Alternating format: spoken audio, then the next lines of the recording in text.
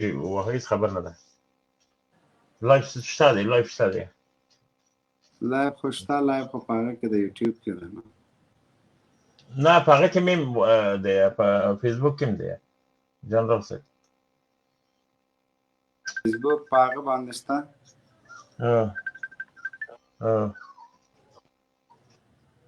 نو دا په پیج باندې ده.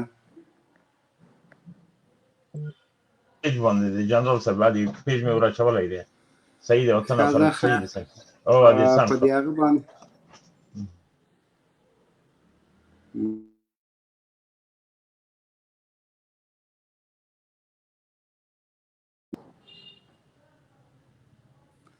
ملګرو لایف خپرونه در سره شیر کړي، هغه بل هغه پیج ریپورټ کړ. دته اوس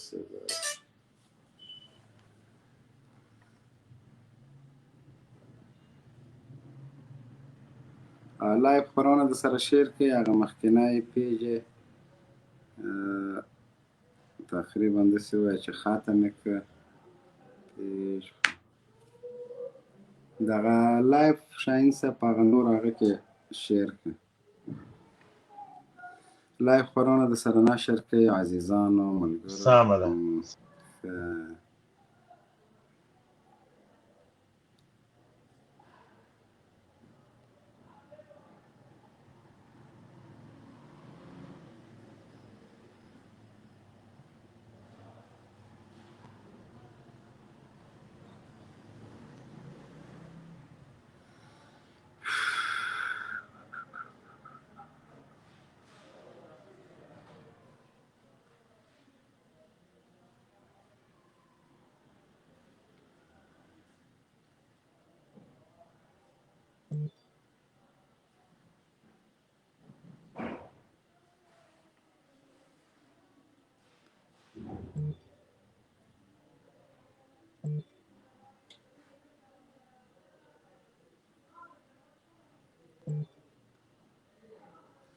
ملګرو لایف خپرونه د سره شیر کړئ. د ظالمانو زمونږ هغه لایف خپرونه هغه کړله، ریپورټ کړله.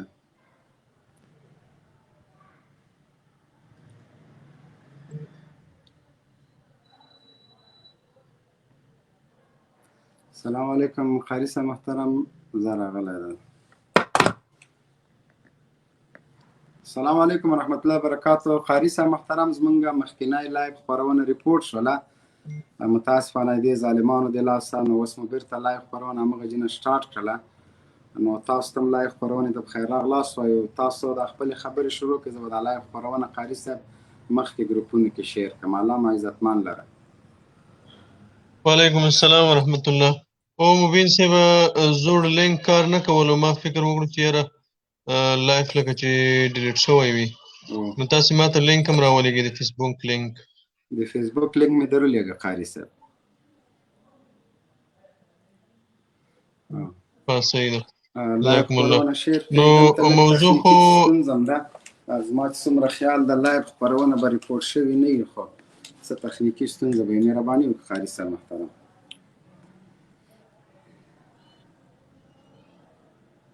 تاسو خپلې خبرې وکړئ. د مونږه موضوع خو دې لکه څنګه چې تاسې لیکلي هم ده چې د مدرسې د شاګردانو په ډزو غلبېل کول د جهاد د فرضیت دپاره واضح دلیل ده. زما غږ لرئ؟ صاحب غږ مو بالکل صحیح ده، مهرباني وکړئ. قاري صاحب تاسو غږېږئ، غږ هم شته. مبین صاحب ته کار وکړه، زه شته یم. قاري صاحب غږ هم شته دی، مهرباني صاحب. غږ مو شته قاري صاحب محترم. زه تاسو خپل خبرو ته ادامه ورکړئ قاري صاحب. ما ته یو دقیقه وخت راکړئ، سمه ده قاري صاحب. ورونو تاسو لایف در سره شیر کړئ، نو تاسو په خپله باندې پوهېږئ چې دا ما ته مو سم غږ نه راځي مبین صاحب، ستاسې غږ سم ما ته نه راځي. اوس مو غږ صحیح ده قاري صاحب محترم؟ غږ مې اوس صحیح ده؟ اوس صحیح شو.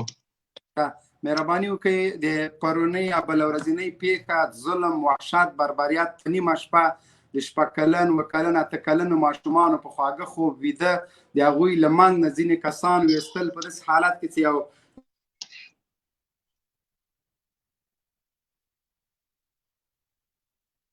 قاري صاحب محترم لومړی وارم نه ده.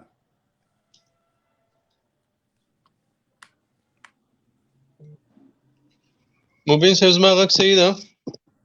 و غږ دې صحیح ده. ها نو د مدرسې شاګردان په ډزو غلبیل کول د جهاد د فرضیت دپاره واضح دلیل ده. ګورئ ډېر وخت به تاسې دا تېر وخت کې خصوصا کله چې د امریکایانو سره تړون وشو د امریکایي ګوډاګیانو هر وخت کوشش کړی ده چې د هر څه نه یوه تبلیغاتي استفاده وکوي. دوی زیاته هڅه په دې کوشش دا ده چې د ملت په زړونو کې د جهاد روحیه ووژني. دا د جهاد او مقاومت د دوی په مقابل کې د ملت وسله راخیستې ده. دې لپاره دوی ډېرې زیاتې هڅې وکولې. د اولې ورځې نه چې دا اشغالګر راغلي دي او دغه ګوډاګیانې ملګري شوي دي، د اولې ورځې نه کوشش دا روان ده چې د افغانانو د مقاومت روحیه له منځه یوړل شي.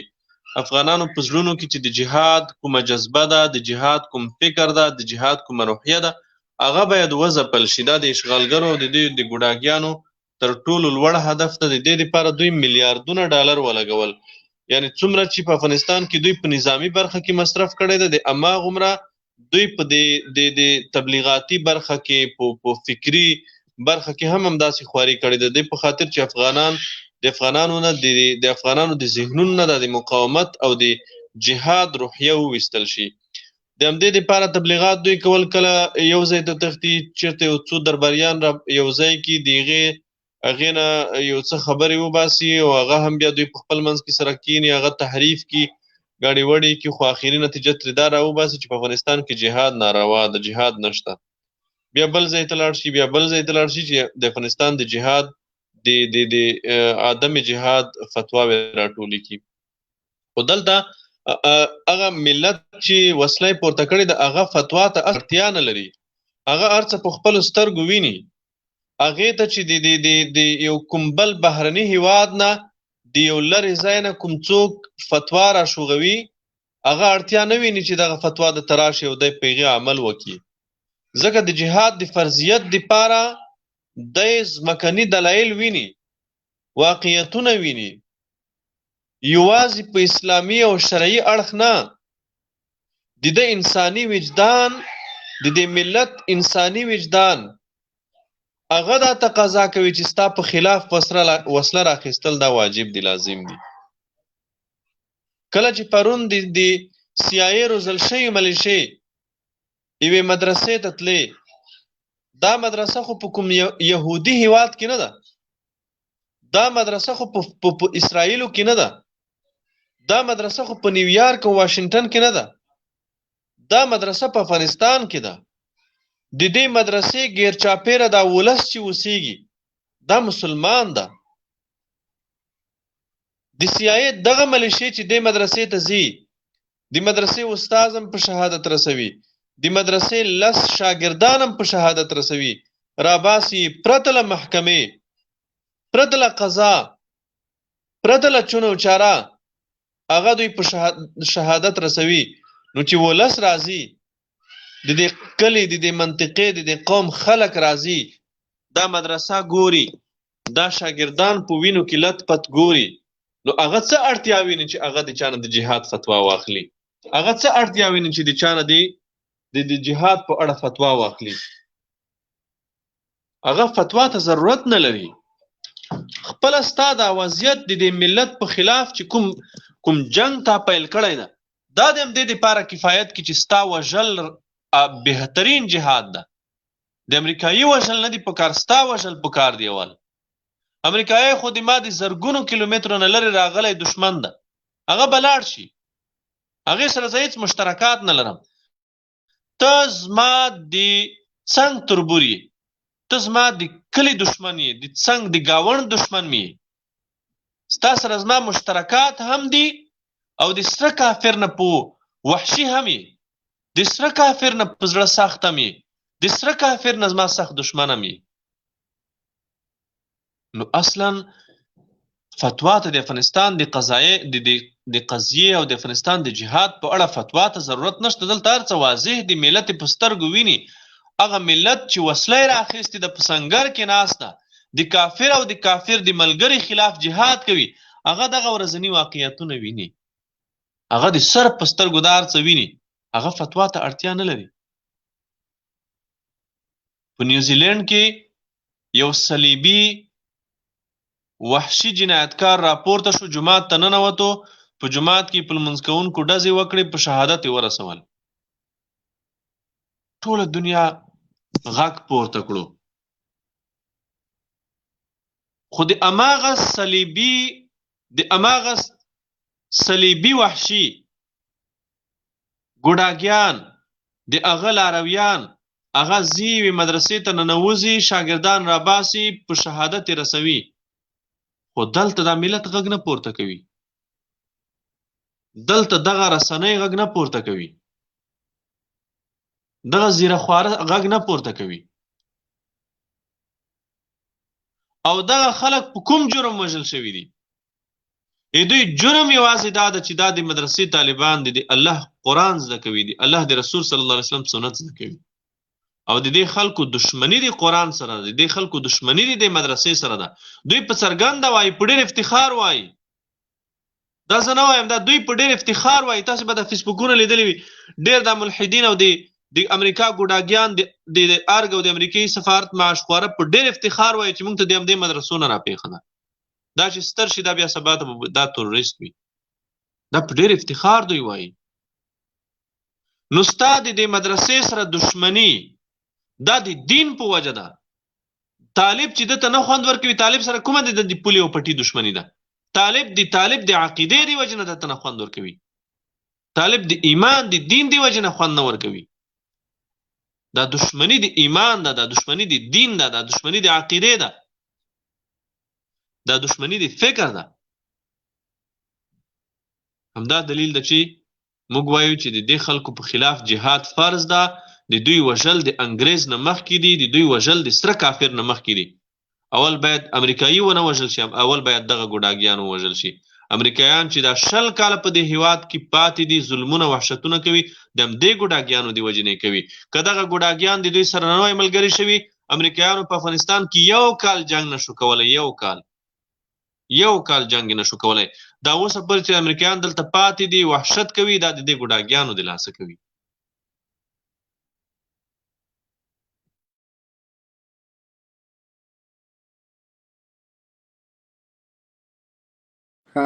قاری صاحب محترم، الله پاک معجزات وکړه، قدرمن شئ. یقیني چې پیښه ډیره دردونکې ده، او هغه سیکولران، ملحدین، لامذهبي، نن د مونږ برنامه هم سیاسي ده، ګوره دوی نشي زغملی چې مونږ حقایق ووایو، ځکه رسنیو پې سترګې پټې کړلې، سیکولرانو پې پټې کړې، لیکوالانو د غرب روزل شوي ژورنالستانو پې پټې کړلې، سیاسي شنونکي ټول خاموشي ده، لکه هیڅ څه نه وي شوي. در حال کې چې په نړۍ کې تر ټولو قیمتي وینه په ننګرهار کې په بل ورځ په خوږیاڼو کې توی شوله. په داسې حالات کې توی شو قاري صاحب چې ګلالۍ او ماشومانو د خوب په بستر کې په بالک ساری ښیو، ټول راجي کړي دي د دغه خلکو، د دغسې دوی ترورستان بولي، لاسونه شاته تړلي، یو چاقو دې نه ورسره پیدا کړی، او د مدرسې په انګړ کې، د تعلیمي مرکز په انګړ کې د ګولۍ باندې غلبیل کړه. ولې نه په ملل متحد اوس که د دنیا په کوم بل جي کې حمله سوی وای محترم قاري صاحب، په کوم د پوهنې په کوم مرکز شوی وای، غیر له دې چې مدرسه اوسي، تا به نن د سیکولرانو، د ملل متحد او د اروپایي اتحادیې اعلامیې لیدلې وای. ولې دغلته خاموشه دي؟ نړیوالو ته څه پیغام لري؟ حقوق بشر، سور صلیب، دوی ته څه د ملکیانو د سرشمارنې ادارو ته دوی ته څه پیغام لري قاري صاحب؟ دا صرف تر غندلو پورې به محدود وي. نوبل صاحب تاسو ډېرې مهمې نکتې ته اشاره وکوله. ګورئ د کابل په پوهنتون نه برید وشو، د کابل په پوهنتون نه برید هم دوی کړی و، په داسې حال کې چې برید خپل امر الله صالح تنظیم کړی و. دوی غوښتل چې د دې برید په توسط د افغانستان د امریکې او د افغانستان اړیکې بلې خواته واړوي او اصلا امریکایان باید پاتې شي. دوی په دې برید باندې ډېر وخت کار کړی او د کابل ادارې استخباراتو په دې کار کړی چې داسې یوه پیښه باید وشي چې د مذاکراتو او د افغانستان د سولې پروسه چې کومه روانه ده دا پړ مخ واوړي. 120 درجې باید تغییر وکړي. د همداسې پیښې دپاره دوی په کابل پوهنتون برید وکړو. ګوره د کابل په پوهنتون برید وشو، تاسې هغه غبرګون ولیدو. داسې په بل تعلیمي مرکز کې برید کېږي، تاسې غبرګونونه وینئ. په داسې حال کې چې طالب یې غندنه هم وکړه، طالب یې د محکومیت غږ هم پورته کړو، خپل لاس لرلې پکې په کلکه رد کړل. حتی دا یې ویل چې طالب مجاهدین دې ته تیار دي چې د دې پیښې په اړه په پلټنو کې ځان شریک کړي. خو بیا هم که چېرته د افغانستان په د 13 کلن جهاد کې څوک یوه بیلګه موږ ته راوړي، یوه بیلګه چې طالب په کوم پوهنتون برید کړی ده، یا طالب په کوم مکتب برید کړی ده، یا طالب کوم مکتب ته داسې ورغلی ده چې د مکتب شاګردان یې راایستلي دي چې یاره، یا د پوهنتون ته ورغلی ده چې د پوهنتون شاګردان یې راایستلي دي چې سبا خو تا نه دولتي مامور جوړېږي، راځه چې دلته د کار در ختم کړم. یوه بیلګه دې څوک ماته موږ ته وښیي. په استثنا د امریکایي پوهنتون، په استثنا د امریکایي پوهنتون چې هغه مستثنا ده ترې. نور دې موږ ته څوک وښیي چې په یو تعلیمي ځای باندې د امارت مجاهدینو برید کړی وي په د 13 کلونو کې.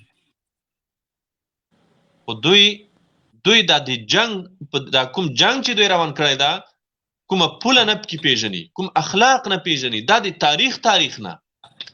تاریخ تاسې وګورئ، د مسلمانانو د کفارو په منځ کې چې جنګونه شوي دي، کفارو د هغوی ملګرو د تاریخ کې د جنګ اخلاق نه دي پیژندلي، د جنګ اخلاق نه دي مراعات کړي. حتی تاسې تاریخ وګورئ، د نبی کریم صلی الله علیه وسلم نه تر نن ورځې پورې، دا اوس په د 20 کلونو کې ګورئ، دا پیښه په مکرر ډول څو وارې تکرار شو چې دوی د موږ په مړو میتیازې وکړې، د موږ مړي وسوځول، ملګرو که چا لایف نه وي شیر کړی، لایف در سره شیر کړئ. که چا لایف نه وي شیر کړی، لایف شیر کړئ. مهرباني ملګرو لایف شیر کړئ، لایف شیر. مهرباني. سرونه یې ترې غوڅ کړل، د دوی توهین او بې عزتي وکړه. او تاسې د امارت په د دومره وخت جهاد کې ګورئ، دا شی دوی سره نشته. دوی که دا شی د کومه ویډیو کوم ثبوت د دوی سره ورسره وای، دوی به موږ ته ښیلی وای. طالب په امریکایي او د امریکا په ګوډاګي یوازې دومره حق لري چې وژني یې بالکل. خو تر اوسه پورې څوک نشي ثابتولی چې د هغې د مړي توهین دی کړی وي، یا یې د مړی په موټر او موټرسایکل پسې تړلی وي، یا یې د مړی په تبرګیو په چقیانو ولی وي، یا یې د مړي کوم بل توهین کړی وي. او دغه د امریکا روزل شوي ملیشې چې دي، دا هیڅ اخلاقي پولې نه پیژني، د جنګ اخلاق نه پیژني. ته مدرسې ته ځې، هلته بې وسلې کسان راباسې او په ډزو یې ولې، نه محکمه شته، نه دا خپل دا تا چې کوم قانون جوړ کړی دی، د کفر قانون، دا خپل کفري قانون خو په عملي کا، دا د انګریز قانون خو په عملي کا.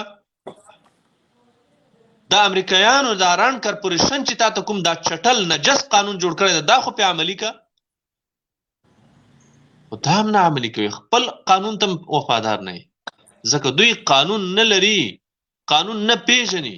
د قانون په نوم کوم شی چې دوی جوړ کړی ده، هغه چاقو ده، هغه د دې دپاره جوړ کړی چې زما وسته خېټه پرې وڅیري. هغه خپلو قوانینو ته دوی وفادار نه دي.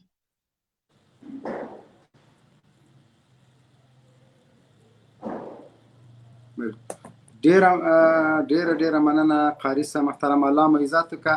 قاري صاحب که وخت در سره وي، دا خو د قضیې یو اړخ چې نړۍ سیکولرانو، ملحدینو، ژورنالیستانو ټول دغه پیښه یو عادي پیښه حتی چا یاد هم نه کړله. دویم اړخ د پیښې څه فکر کوي قاري صاحب محترم، دغه د بلیک واټر د سیاسي مزدورانو که چېرته دا برید د دې په خاطر کړي وي چې د اسلامي امارت مجاهدین وننګوي، هغوی ته یو قسم فکر وکړي، د تر شا نور تبلیغات ولري چې ګورئ دلته تاسو وژل کېږئ او مشرانو مو تړون کړی ده. دغه دسیسه خو به د دې تر شا نه اسلامي امارت مجاهدینو ته څه پیغام لري؟ د دغه پیښې نه وروسته که کوم غبرګون راځي بیا مبین صاحب اسلامي امارت په تیرو 100 کلونو کې هم دغه ډول پیښې دغه ډول بوږنوونکي وحشتونه د کابل ادارې او امریکایانو ته بې انتقامه نه دي ورپرېښي. الحمدلله تر اوسه پورې داسې پیښه څوک نشي یادولی چې زموږ بې انتقامه پاتې وي. داسې وحشتونه په هر ځای کې چې دوی داسې وحشت کړی دی، الحمدلله موږ انتقام ترې اخیستی ده او د دې پیښې به هم انشاءالله چې اسلامي امارت انتقام اخلي، خو زموږ انتقام د عام ولس نه وي، زموږ انتقام بیا د همدغو ملیشو څخه وي، د همدغه ګوډاګیانو څخه به وي، همدغه د بلیک واټر د مزدورانو څخه به وي، همدغه د بلیک واټر د روزل شوی ملیشو څخه به وي. بالکل انشاءالله. الله مقدرمن که عزتمن شي ملګري راخلو تر هغو پورې هغوی خپل سوالونه وکړي. عصمت شاهین صاحب کوشش وکړه چې هیڅ څوک له سټډیو نه قطع نه کړي، سټډیو کنټرول باید ماته په لاس راکړي. صحیح ده؟ هیڅ څوک به نه قطع کوي. علامه عزتمن لره وروره دلته اوس عصمت ما راجګو هغه قطع شو. ښه سرتیری ورور مهرباني وکړه ټول کنټرول که څوک قطع کوم که څوک جګوم هغه زه په خپل باندې کوم. صحیح ده؟ پکتیاوال سلام علیکم.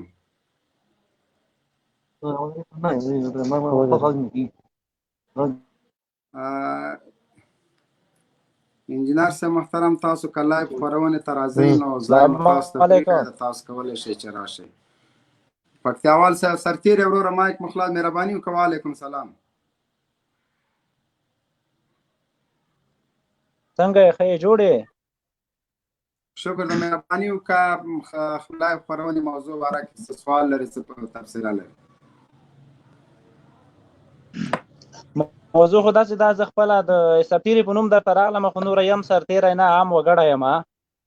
د کومه پیښه چې دا د ننګرهار کې دې ځای زه خپل اوسېدونکی یم، دا زما د سترګو لیدلی حال دی. خو دا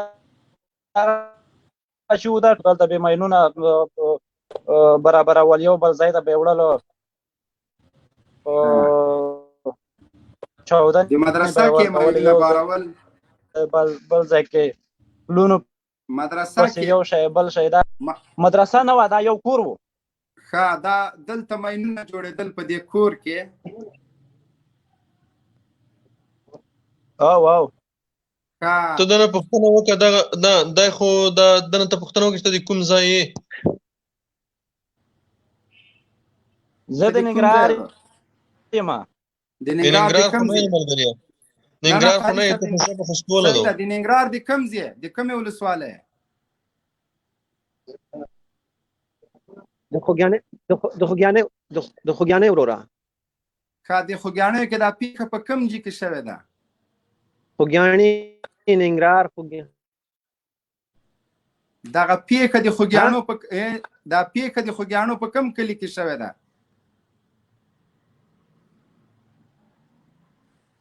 مهرباني دا ستره ولسوالي ده. ګوره دغه زما ملګری هلته نږدې ورسره وایي. ګوره پرېږده نه ودرېږه وروره، نه ودرېږه، تښتې به نه. ملګرو سړي ته وګورئ، دغه پیښه د خوږیاڼو په ولسوالۍ کې په کوم کلي کې شوې ده؟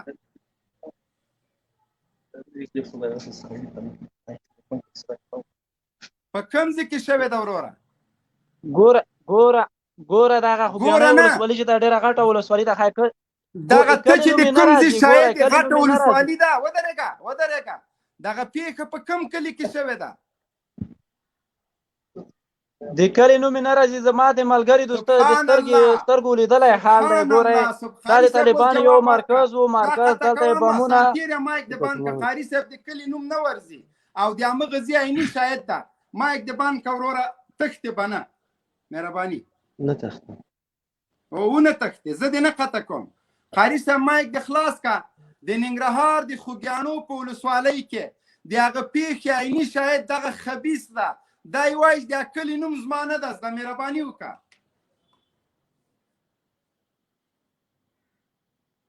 قاري صاحب محترم. او بالکل مبین صاحب، دا زما نوم د یاد نه وتلی و. دا ټنګ کلی ورته وایي، ټنګ کلی حافظان نه و.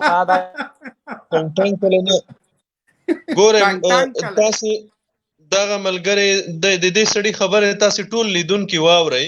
د اسلام دشمنان، د اسلام شعوري دشمنان، ملحدان، سیکولران، د دوی حیثیت تاسې وګورئ او د دوی د اسلام سره دشمنی دي، دا ټول لیدونکي وګورئ. دا ګوره یو ډیر ساده مثال و د موږ د خبرو. الحمدلله الله د خدای دشمنان الله تعالی داسې رسوا کوي لکه دغه سړی چې په دې لایف کې الله وشرمولو، الله رسوا کړو، د اسلام سره دشمنی دي داسې څرګنده شوه.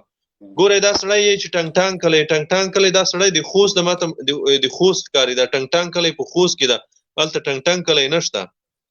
دا سړی یې په دروغ وایي چې زه د هغې کلي یم، د سیمې عیني شاهد یم، او د دې استدلال دا ده چې په دې مدرسه کې ماینونه جوړېدل. دا د سیکولرانو، ملحدانو، د اسلام شعوري دښمنانو ذهنیت هم دا ده، د دوی استدلال دا ده چې کله دوی په یو مدرسه یرغل کوي، په یو مدرسه برید کوي، د دوی دلیل دا وي. دا خلک چې هلته ورغلي دي د دوی دلیل دا ده چې په دې مدرسه کې ماینونه جوړېدل دی ځای نه، او دی وایي چې دا مدرسه هم نه وه، کور و.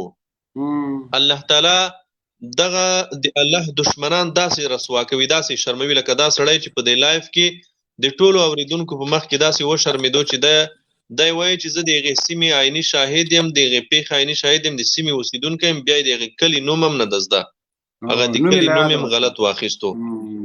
دا خلک چې دي دوی د اسلام سره دشمنی، د طالب سره دشمنی د اسلام په خاطر ده. دا د موږ سره دشمنی قسم په الله د دې خلکو سره موږ نه د پولې مشکل لرو، نه د پټي مشکل لرو، نه د ځمکې مشکل لرو، د هیڅ دوی ته چې موږ خوند نه ورکوو د دین په خاطر نه خوند ورکوو، د اسلام په خاطر نه خوند ورکوو. که چېرته دغه اسلام وایي دوی سره هیڅ دشمني نه لري. د مدرسې سره دشمني د الله د دین په وجه ده، د قرآن په وجه ده، د احادیثو په وجه ده. او دا خلک دومره پوست دي، دومره د انسانیت او د افغانیت نه وتلی دي چې په ډېره سپین سترګۍ زه خو حیران یم. خو موږ ځکه وایو، ما مخکې هم په تفصیل کې مو ویل چې دا جهاد فرض ځکه ده، د دې خلکو وژل فرض ځکه دي. الله موږ ته ځکه حکم کوي چې دا خلک ووژنئ.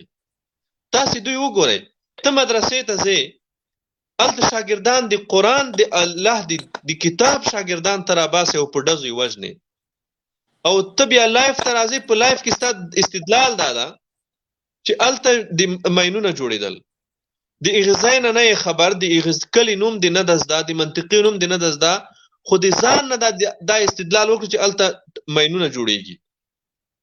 دا استدلال دا یوازې د دې بیچاره نه ده، دا بیچارهګۍ د خوست ته خدای حکومتي څوک سرتېری به یا به د حکومت کوم غړی وي، به د حکومت تنخواخور وي. قاري صاحب بالکل تا په ژبې اوس یو څوک د لوګاري چې وغږېږي زه یې پېژنم، تا اول نه ویل دا د ننګرهار نه ده، خو د دې په خاطر چې د خلکو ته رسوا شي، نور هم وغږېږي، کېدای شي نور هم وپېژنم. موږ د خوست خلک پېژندل کېږي، موږ خپل هر سړی د کلي کلي خلک سره پېژنو. موږ دا سړی به نور هم کېدای شي وپېژندل شي. الحمدلله موږ سره پېژنو. مېله چې دا نور هم رسوا شي، مطلب مو دا ده چې دا خلک قاري صاحب دنه که څه پوښتنې لرې دا یې مې دلته کېنولی دغه خلکو د موږ سره دغه د عام سړی مې قطع کوه کا څه دې ویلې؟ نه قطع یې کړه، لرې کړه، قطع یې کړه. دغه کنزلماران دي، دا خو دوی سره خو استدلال شته نه. دوی ته خو امریکایانو د امریکایانو دغه راډیوګانو تلویزیونونو همدا شی ورښیلی دي، دغه اخلاق یې دوی ته ورښیلی. تاسې وګورئ، دومره دوی بې بندوباره دي، دومره دوی بې تحمله دي. مور د مور خور د کنځلې بس اخیره نتیجه دا شوه. او په داسې حال کې چې دی به هم مور لري، دی به هم خور لري، دی به هم په کور کې یو ستورسری لري. خو دا امریکایانو دومره بې بندوباره روزلي دي، امریکایانو دومره بې تحمله روزلي دي چې دوی خبرې کوي، درېیمه یې بس کنځلې دي. ځکه دا د روسانو پر راتګ سره هم هغه روسي ملیشې هم همداسې وي، کمونستان هم همداسې روسانو روزلي وو چې دوه خبرې دې کولې. ځکه د سره استدلال ونه، د سره دلیل ونه، تا سره به چې دلیل ویلو تا ته به ویل چې تا ته به پنجاب او پاکستان یادولو. نور د سره نه د قرآن دلیل و، نه د احادیثو دلیل و، نه د فقه دلیل و، نه افغاني دلیل ورسره و، نه کوم بل استدلال او منطق ورسره و. سور کافر بو، سور کافر ته به دی مخکې روان و، سره روسي ته به مخکې روان و، د افغان په کور به نتو. نن سره انګریز ته، سره امریکایي ته دی مخکې روان ده، د افغان په کور نه نوځي. ورته 20 کاله د افغان د کور جاسوسي وکوله، 20 کاله د افغان د خیرات او د ختم او د د غم او د ښادۍ جاسوسي انګرېز ته وکوله او مخته ورته روان ده. دی په خپل ځان کې پوهېږي، دی خو دلیل نه لري.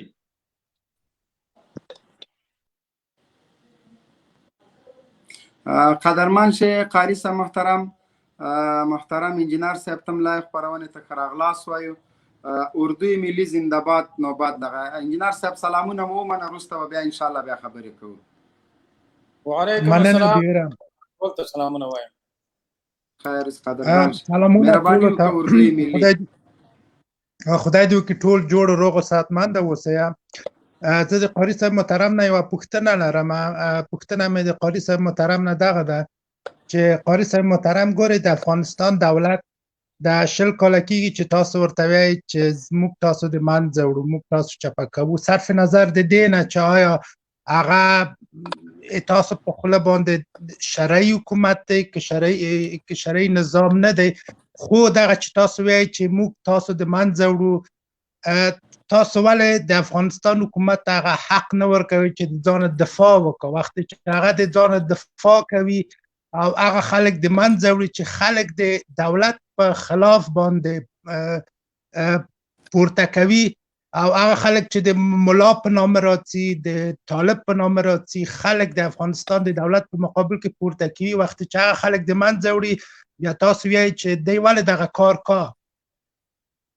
نه نو مخکې خو دې جواب قاري صاحب دارم که اوس دا ته څه خبر وې چې دا ملا به حج او اوقافو ته دا به خارج ملک ته نور تعلیم به یې کوه، ته له دې نه مخکې بس راغللې دا خلک دې ووژل چې ودرېږه دا ملا نشي، دا بیا د حکومت په خلاف لکه پیشبیني غوندې دې کړې. قاري صاحب مهرباني وکړه.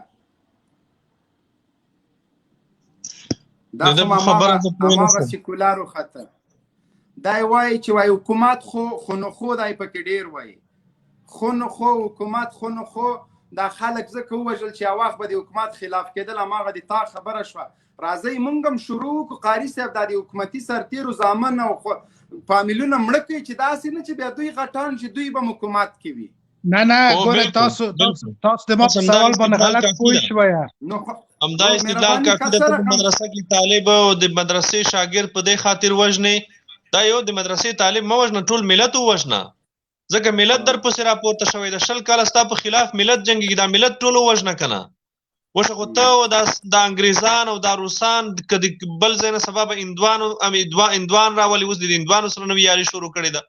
بس ته او دا ملت به درته دا وطن به درته خلاص وي چې څوک دې راوستل، ته به یې او انګریزه ښځه به دې وي، انګریز اولادونه به دې وي، یا ته به وي هندوان به وي در سره، بس دا خاوره به تا ته پاتې وي. خو دا خوب به تاسې ګور ته ویسئ. د روسانو پر راتګ سره هم تاسې دلته ډېر زور ووالو چې دا ملت یېل کوي، د ملت د سره مو سخته جفا او ظلم وکړو، خو هدف ته ونه رسېدی.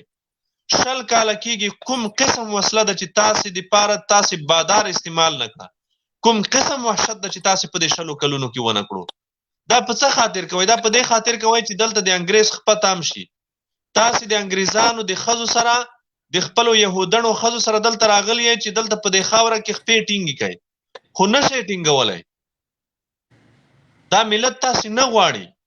او دا استدلال څومره احمقانه او جاهلانه استدلال ده چې ته طالب په دې وجه په مدرسه کې وژنم چې دا سبا ته زما په خلاف وسله رااخلي. خو ټول ملت ووژنه، په ټول ملت پسې وسله راواخله. نه قاري صاحب ګوره تاسو د ما په سوال باندې غلط پوه شوئ. ستاسې د اولادونه سبا د انګریز غلامان کېږي، د کمونستانو د روسانو اولادونه نن د امریکایانو غلامان دي. که دغه د روسانو غلامان کمونستان موږ وژلي وای، د دوی نسلونه مو ختم کړي وای، د دوی ښځې ماشومان مو ختم کړي وای، نن به ولې دوی د انګریز ډول ته ګډېدل؟ خو موږ نه دا غلطي وشوه چې ستاسې نسلونه موږ پرېښول، موږ باید ستاسې نسل ختم کړو. ستاسې نسل د ختمولو دی.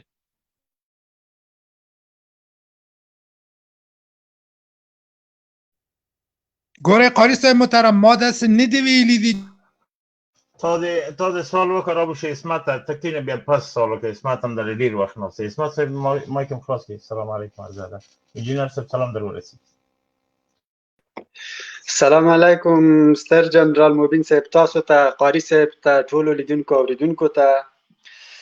ای کاش چې د ننني جنګ دغه مشري یا د هغې د عالم په غاړه نه وای، ځکه نن ورځ به دا ملت یو څه جګرخوني ښودلی د عالم په وژنه باندې یا د مدرسې لکه پخوا چې مشري د حزبیانو د جمعیتیانو په غاړه وه خالي ملت نن ورځ لکه جمعیتي و حزبي نه نفرت کوي خو اوس مشري عالم په غاړه ده ملت ولس ټول خلک همداسې چې مولا وویني یا بله ورځ موږ والیبال کاوه یعنې د کلي په منځ کې مولوي صاحب د موږ د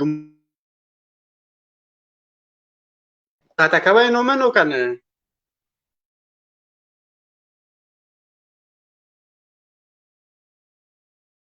جنرال صاحب مایک ته بنده جنرال صاحب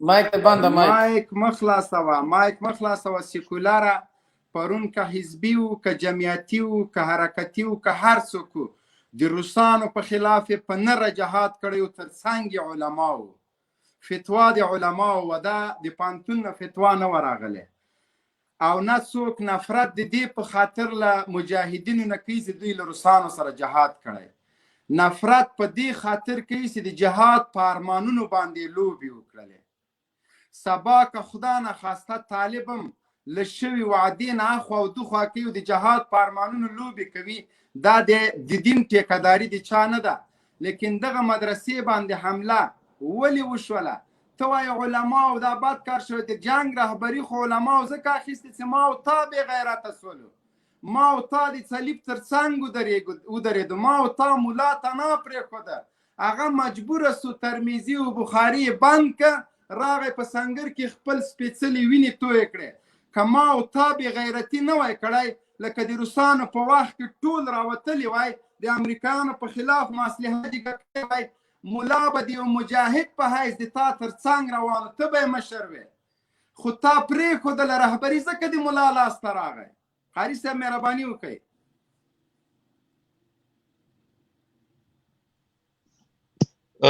محترمه دغه خلک چې دي دوی د دین نه ناخبره دي دا د اسلام نه ناخبره دي د شریعت نه ناخبره دي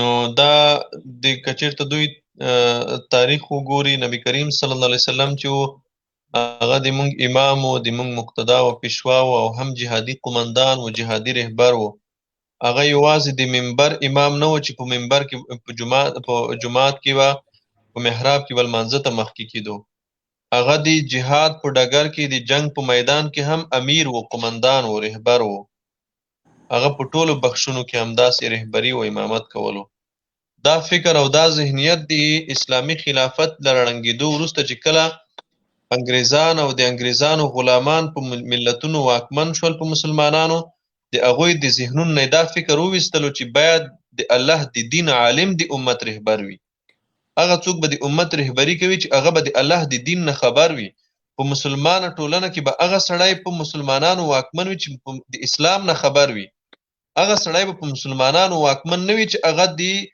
د قرآن یو آیت سم نشي ویلی دا د اسلامي فکر ده دا د اسلامي ټولنې فکر ده هغوی چې د اروپا او امریکا نه راغلي دي د هغوی ذهنیت بیا دا ده چې طالب ملا د سیاست سره څه کار ده بالکل قدرمن شه ظریف اورور سلام علیکم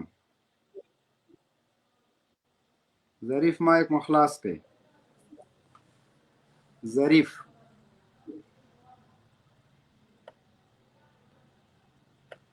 انجینر صاحب مهرباني وکړئ تاسو هم خپلې خبرې کې تر هغو پورې دا نور کسان زه ګورم بعضې ملګري چې یا ورته خبرې وکړه هغه بیا مه راځئ موږ مجبور یو چې تاسو بلاک کړو بسم الله الرحمن الرحیم ستر جنرال بلبل جنرال قهرمان جنرال صاحب او قاری صاحب محمد سعید چې حقیقت کې سعید دا الله دې د نور مې د عزت زیات کړي د افغانانو مؤمنانو مسلمانانو حقیقي مسلمانانو د زړه आवाज ده الله دې تاسو او حسین وردک صاحب او نور دا ورنه په سټډیو کې دې ټول ته سلامونه وایم الله خوشاله لره کامیاب اوسئ بس د سلام ورنو ډیر سخت خپایو او ډیر سخت په دردېدلی یو قسم په خدای د دردېدلی یو ځکه چې د داسې معصوم ماشومانو په داسې د رحمانه وحشیانه وژل دا د هیڅ انسان د تلول وړ نه دي بیا د هیڅ مسلمان بیا د هیڅ افغان د د قبل وړ نه دي دا خبرې. خو دا چې دې وحشیانو دا د کمونستانو پاتې شونکو د هغوی بچیانو چې نن بیا هغه خپل وحشتونه چې کم کمونستانو کول دوی اوس بیا شروع کړل او هغه خپل د پلرونو د خپل ذلیلو روسانو مزدوران چې نن د امریکې مزدوران دي هغوی بیا خپل وحشتونه شروع کړل او د پرون ورځې د دې معصومو ماشومانو د دې ځوانانو د دې حافظانو د قرآن شهیدان کول د قندوز د مدرسې د حافظانو شهیدان کول همداسې تاسو ولیدل چې دوی دغه طریقو باندې غواړي چې خلک د اسلام نه یا د مدرسو نه لرې وساتي. دوی غواړي چې ماشومان وډار کړي او دوی دغه دهشت او وحشت په دې کې پیدا کړي چې مسلمانان حفظ د خپل بچانو نه لېږي، قرآن زده کړې ته ونه لېږي. خو دا ارماندونه هېڅکله هم دوی نشي په دې کې کامیابېدلی. دا ارمانونه به دوی کور ته وړي انشاءالله. زموږ مدرسې به نور هم انشاءالله قوي کېږي. زموږ ماشومان اولادونه به نور هم انشاءالله قدرت پیدا کوي.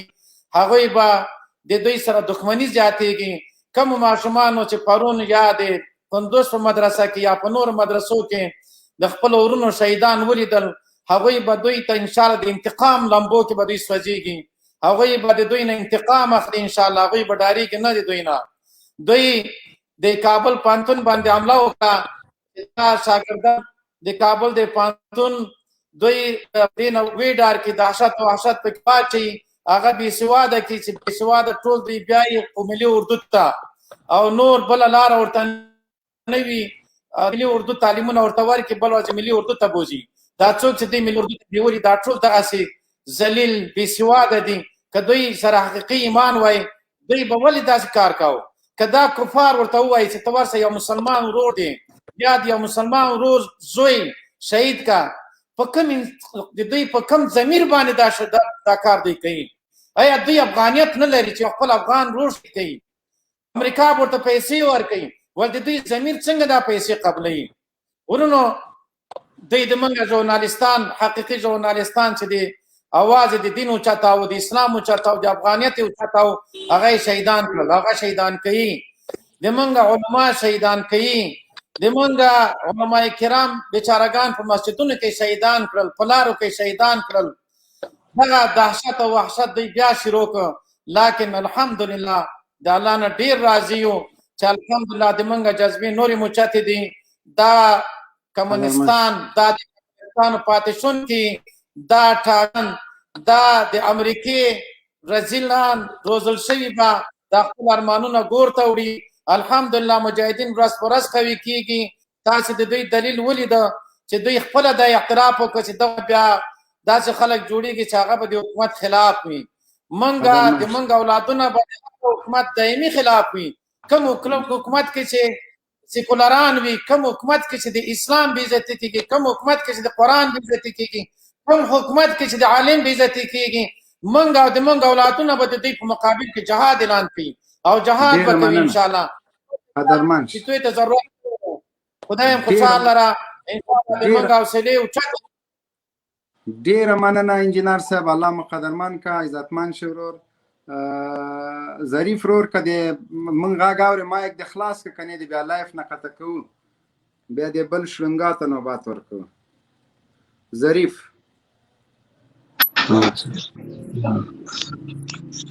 السلام علیکم. وعلیکم السلام ورور. الله خپرونه د بخیر علي مهرباني وکړه. جنرال صاحب ښې جوړې د سټوډیو ټولو ملګرو ته سلامونه وایم. او نن په د ترکیه په مرز کې افغانان ځوانان شهیده په دې واوره کې مړه شوي. د موږ موضوع د جلال آباد موضوع ده. په مدرسه باندې د CIA او د بلیک واټر جاسوسانو نیمه شپه حمله کړې. په خوب ویده طالبانې د مدرسې نه ویستلي دي او د واړه واړه ماشومانو په مخ کې شهادت رسولي دي. بې له دې چې کوم چاقو کوم بل شی سره پیدا کړي. خو دغه غونډې تاسو له وجې کېږي که نه؟ ملایان هم خلکو ته له پامه ورباد کړي. خو په مدرسه کې بیچارهګان ویده وو. جنګ یې نه ده کړی. څوک یې ویستلي نه دي. د قرآن درس یې ویل طالبانو نه دي کړي. د CIA او د بلیک واټر مزدورانو د شړونګا بابا بچیانو کړي دي. خو وحشت له تاسو پیدا شوی خو همدغه وجه ده چې طالب له نوم نه مدرسې نه خلک ځکه نفرت کوي. خلک نفرت نه کوي، د سیاهي مزدورانو دا کار کړی ده، امریکایي جاسوسانو کړی. نو زه به د ورور نه سوال وکړم، نفرت ځان د اوس چې خلک نفرت کوي نو ته به ورځې هلته به خلک وژنې؟ دا د استدلال د کوم خوا ده د سره وروره دغه پاکستان سره ولاړې دا ټول د پاکستان کارونه دي. نو پاکستان سره ولاړې افغانستان تاسو یو کس راوغږیږئ که چې وار سره کړی وي لکه شړونګا بابا نومونه په هر څوک دی، شړونګا بابا خپله اوی دا خو بیخي زما په زړه ډېر ارمان کاري جنرال مبین سره مې په زړه ډېر ارمان ده چې خبرې ورسره وکړم. بس دغه د خبرې دې وسولې خلاص نو خبرې دې همدا و چې ته به مدرسې ته باد وایي، جومات ته به باد دا څه ارمان نه مدرسې جومات ته بد نه وایي خو دغه د بل خوله ور بنده که دا بل خوله بنده که دا لکه هغه لیونی سپی چټي چټي خلاص ته غلی دا غږ دې قضا ورکې که بل چاته به واخ ورکړو. اشرف غني مایک د خلاص که لرې که ولاکه ته دې دغې لایق چې راسې دلته د انسانانو په مجلس کې وغږېږي. زه چېرته لیونی ترکیې ته مه زما درته ویلي چې لاړ شه. السلام علیکم قاری صاحب محترم، انجینر صاحب ته ټول ته زمانې کې هیله سلامونه ټولو اوریدونکو ته. وعلیکم السلام. مهرباني وکړه وروره د نن پیښې باره کې د څه نظر ده پرونۍ پیښې؟ انجینر صاحب ټول خلک ښه پوهېږي وایي چې غوا توره ده او شیدې سپینې دي. په ننګرهار کې چې کم ظلم دوی یهودو او نصواراو کړی دی ډېر ظلم یې کړی دی. په مدرسه کې عالمان یې شهیدان کړي دي، دوی سره نه طالب او نه ورسره وسله وه دلته، یعنی طالب و خو د قرآن کریم درس یې ورکولو، قرآن کریم یې بیانولو، خلکو ته درسونه یې ویل. دا یهودیان نن یې دا په شهادت رسولي دي. څو موده مخکې په بیار کې ننګرهار ولایت بر بیار کې داسې سپین ږیري په شهادت رسولي دي چې 80 کالو په عمر باندې دوی په کټ کې ویشتي دي انجینر صاحب، او چې طالب ته یې اوبه هم نشي ورکولی او نه طالب ته وروتلي وو.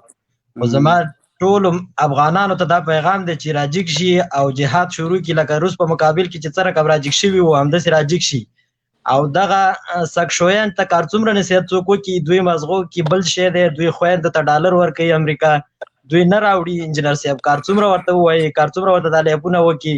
ډېرو خلکو سره ما دلته بحثونه کړي دي، یعنی ډېر وخت خو زه ورسره بحث کوم چې داسې نه ده، داسې د قرآن کریم ورته وایم، حدیث ورته وایم، وینا دا داسې نه دی، دا پاکستان غلامان دي. ورته باشه چې د پاکستان غلامان دي خو امریکا نه به ډالر اخیستي وو که نه، نو پاکستان نه تیش ته اخیسته.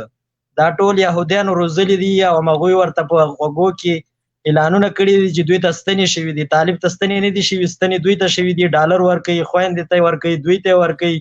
او دوی وایي چې امریکا نه وی نو موږ به د لوږې نه مړه شوي. الله دې دوی تباه کړي. دا مدرسه کې چې کوم وحشت دوی کړی په 1000 کالو کې ورته چا د یاده نه وځي. او انشاءالله چې مجاهدین به راځي او اسلام به په افغانستان کې حافظه کېږي انشاءالله. قدرمن انشاءالله پاک معزت وکړه وروره، ډېره مننه چې لایق خپرونې ته. السلام علیکم.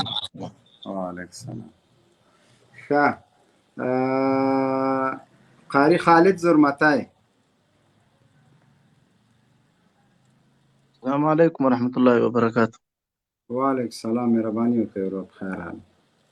جنرال صاحب سلامونه تاسو ته او د قاري صاحب ته او د سټوډیو نورو درنو میلمنو ته. د جلای په لارې ټولو جلای په اورېدونکو ته سلامونه او نیکې هیلې. خیر مهرباني وکړئ ورور. موضوع نو د موضوع په اړه خو دا وایو قاري صاحب دا رقم وحشتونه خو د 20 کاله له دغو دا رقم پیښو سره د موږ لاس او ګریوان ده او د دې پیښو شاهدان یو. نو د امارت له مشرانو د موږ دا غوښتنه ده چې داسې سرلني عملیاتو ته اعلان کړي داسې په نړۍ نو د مظلومو هېوادوالو. قدرمن شي، الله مو عزت وکړه، ډېره زیاته مننه قاري صاحب. ساحل افغان مهرباني وکړه. السلام علیکم ورحمت الله وبرکاته. ستر جنرال مبین او قاري صاحب خوستی نور لایف لیدونکو ټول ته سلامونه. وعلیکم السلام. غږ درځي قاري صاحب؟ و غږ دې راځي.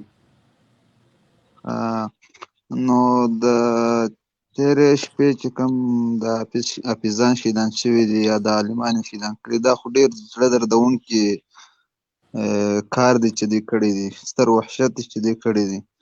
او شهادت زموږ زوړ شی نه دی، شهادت زموږ زوړ شی دی.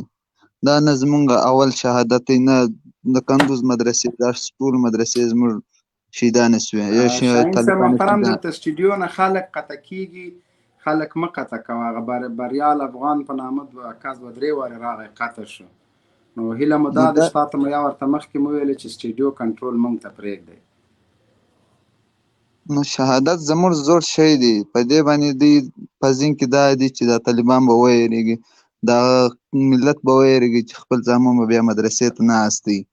او قاري صاحب ته پته ده چې نن څومره حافظان په خوست کې څومره انګوټې وتړل شوې، څومره هلکان حافظان شول. نو دوی ته پیغام دا دی چې دا فکر دې نه کوي چې دوی دې ویرې، چې دا طالبان دا ملت په دې شکل باندې موږ ویروو.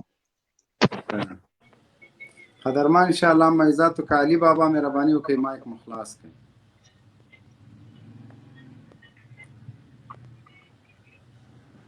علي بابا مایک مو خلاص کړئ. بریال افغان مهرباني وکړئ مایک مو خلاص کړئ. علي بابا به زه قاطع کړم ځکه چې لایف ته راشي بیا ویده شي. بریال افغان مهرباني وکړئ. بریال افغان مایک مو خلاص کړئ.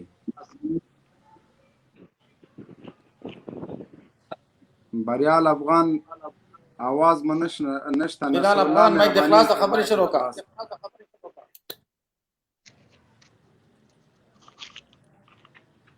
بلال افغان مایک مو خلاص ده، قاطع به کو. نصر الله ورور مهرباني وکړئ.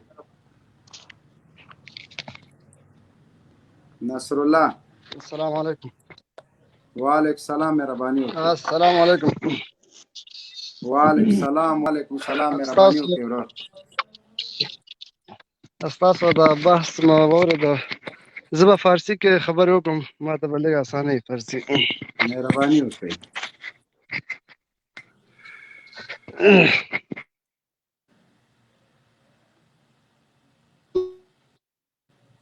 ښه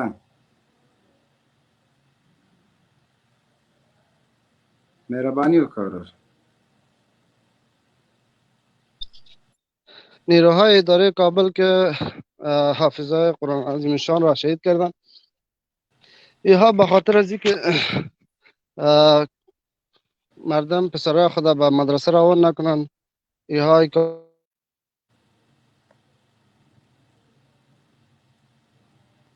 ښه اورې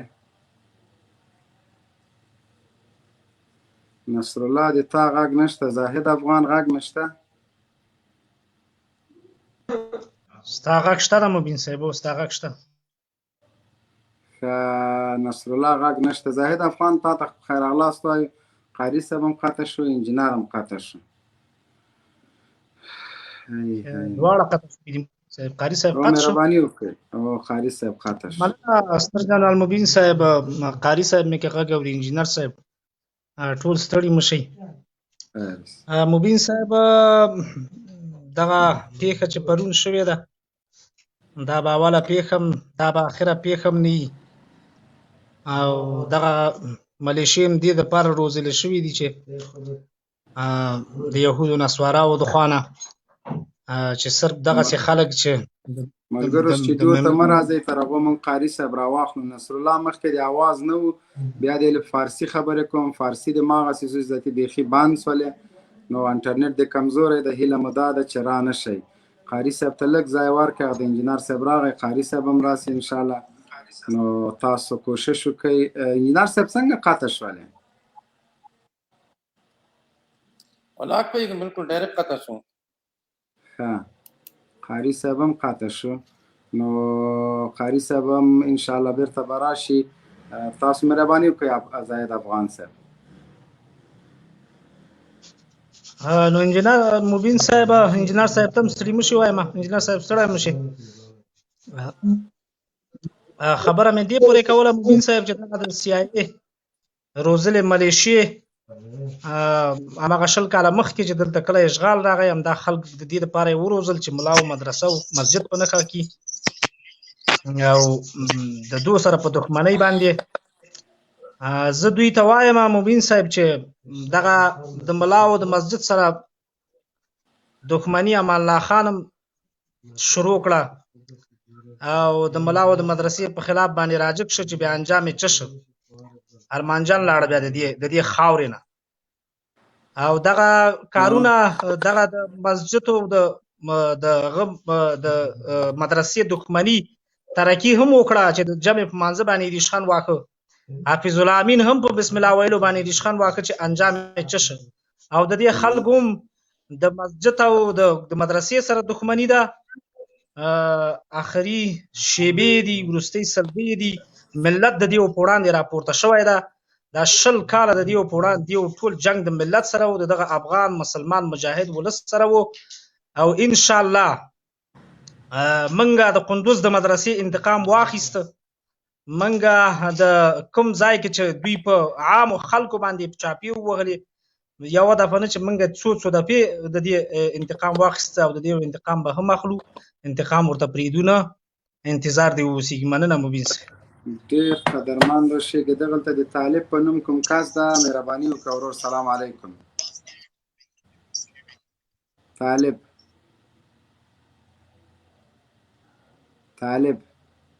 اورې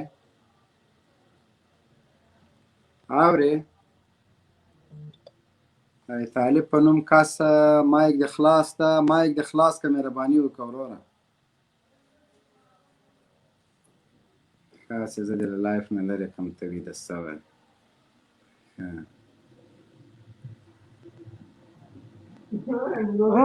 سلام وعلیکم سلام مهرباني وکړه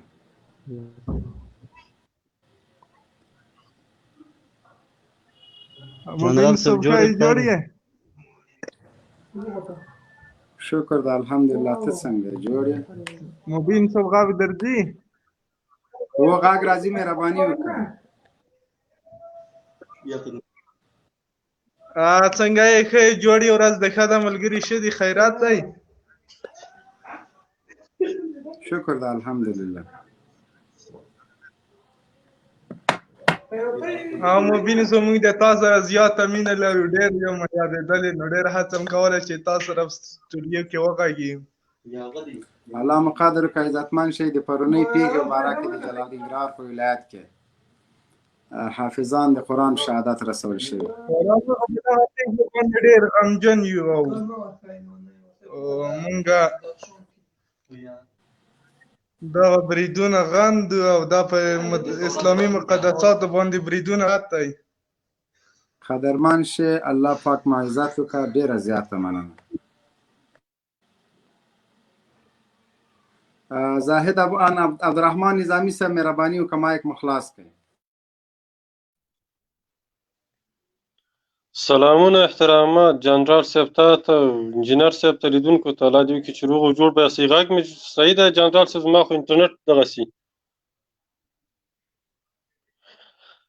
ښه جنرال صاحب ډېره خوندوره موضوع یقینا زموږ هېواد هره ورځ د دغسې غمزده پیښو سره مخ او دغسې غمجنې واقعې کېږي او نننۍ واقعې پرونۍ واقعې دا په ډاګه کړله او د دې سره نورې واقعې چې دغسې دردمنې واقعې په افغانستان کې کېږي دې واضحه کړله دا خبره او دا خبره په ډاګه کړله چې د غني د ادارې او د دغې ګوډاګۍ ادارې دښمني علی الاعلان د اسلام سره د جنګ اعلان کړی دی دی د خدای د دین سره د جنګ اعلان کړی دی که نه دی ته مدرسې څه ویلې دي که د بدي د طالب سره وه جنگ د طالب سره دی په دغې مدرسه کې خو حافظان د قرآن ناست وو نه ورسره کلشینکوف نه ورسره اسلحې وې د الله کتاب ته ناست وو د الله کتاب یې د حافظانو په وینو باندې رنګ د الله کور یې د الله د نبي د وارثانو په وینو باندې رنګ د دې خلکو دښمني دلته د اسلام سره ده دغې خلکو دلته عیسویت ته ترویج ورکوه او په مقابل د عیسویت کې حق دین د اسلام ده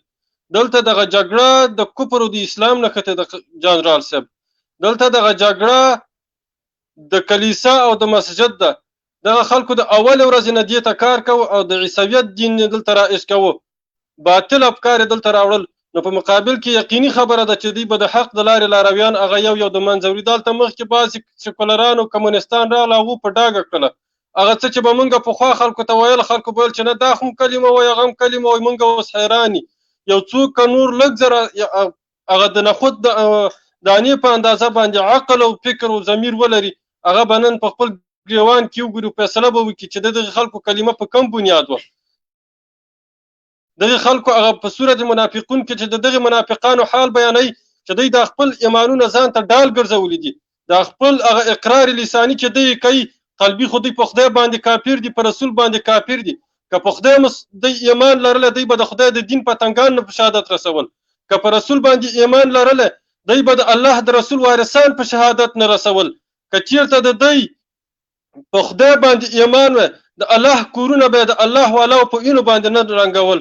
نو دغه د دغه خبرې چې نن دلته په دې لایب کې وکړلې او د دوی دغه عام سکوت چې دوی وکړه چې نه یې میډیا ور باندې سونګ وکړه، نه یې یو بل سیکولر لیکوال ور باندې لیکنه وکړله او هېڅ چا هم سونګ ونه کړه. دا په دې باندې دلالت کوي چې دغه خلک هسې په ژبه باندې چې دغه اقرار د ایمان کوه، دغه اقرار د کلمې چې به دوی کوه هغه یې صرفا د دې دپاره نه کوو چې خلکو ته ځان مسلمان ور معرفي کړي او دغه خپل پلیت او دغه نجاس اقتدار ته لږ زره دوام ورکړي دلته په افغانستان کې. خو لله الحمد انشاءالله نور دوی ملت پیژندلی دي، د دوی اصلي څېره خلکو ته ښکاره شوله. د دې خلکو جنګ دلته د اسلام سره دی، د دې ولس سره دی او ولس هم انشاءالله بیداره دی. دا یو خبره کوم دوی ته او دا یو اختار ورکوم چې هر جابر ظالم چې ظلم یې کړی دی، زمونږ استاد یو پښتو کې یو متل دی چې کله د میږي ورکه راشي وزرونه کوي، انشاءالله لرې نه ده چې غني به هم لکه د نجیب غوندې د اریانا چوک باندې لکه د خصا پسه غوندې را ځوړند یو ورځ انشاءالله العزیز دا وخت را روان دی. سپریاکو سپردو حرامیانو ته وایم، هغه چا ته وایم چې په باګرام اډه کې پیدا شوي دي، هغه چا ته وایم چې په انټر کانټینټل هوټل کې دنیا ته راغلي دي، هغه چا ته وایم چې په سیرینا هوټل کې تولد شوي دي. تاسې په دې باندې ځان ته مغروره نه شئ چې یو څو ورځې به بادار در سره په څنګ کې انشاءالله بادار هم په تیښته دی او تاسې به د عدالت میز ته راکشېږئ او یو به انشاءالله په تاسې باندې به عدالت دلته تطبیقېږي. افغانانو هر جابر ظالم هغه د مرۍ نه رانیولی دی او د خپلو وینو او د خپلو شهیدانو هغه کساتو انتقام یې ورنه اخیستی دی. نو جنرال صاحب دغه مې خبرې وخت نه نیسم، میلمانه به ډېري. السلام علیکم ورحمت الله وبرکاته.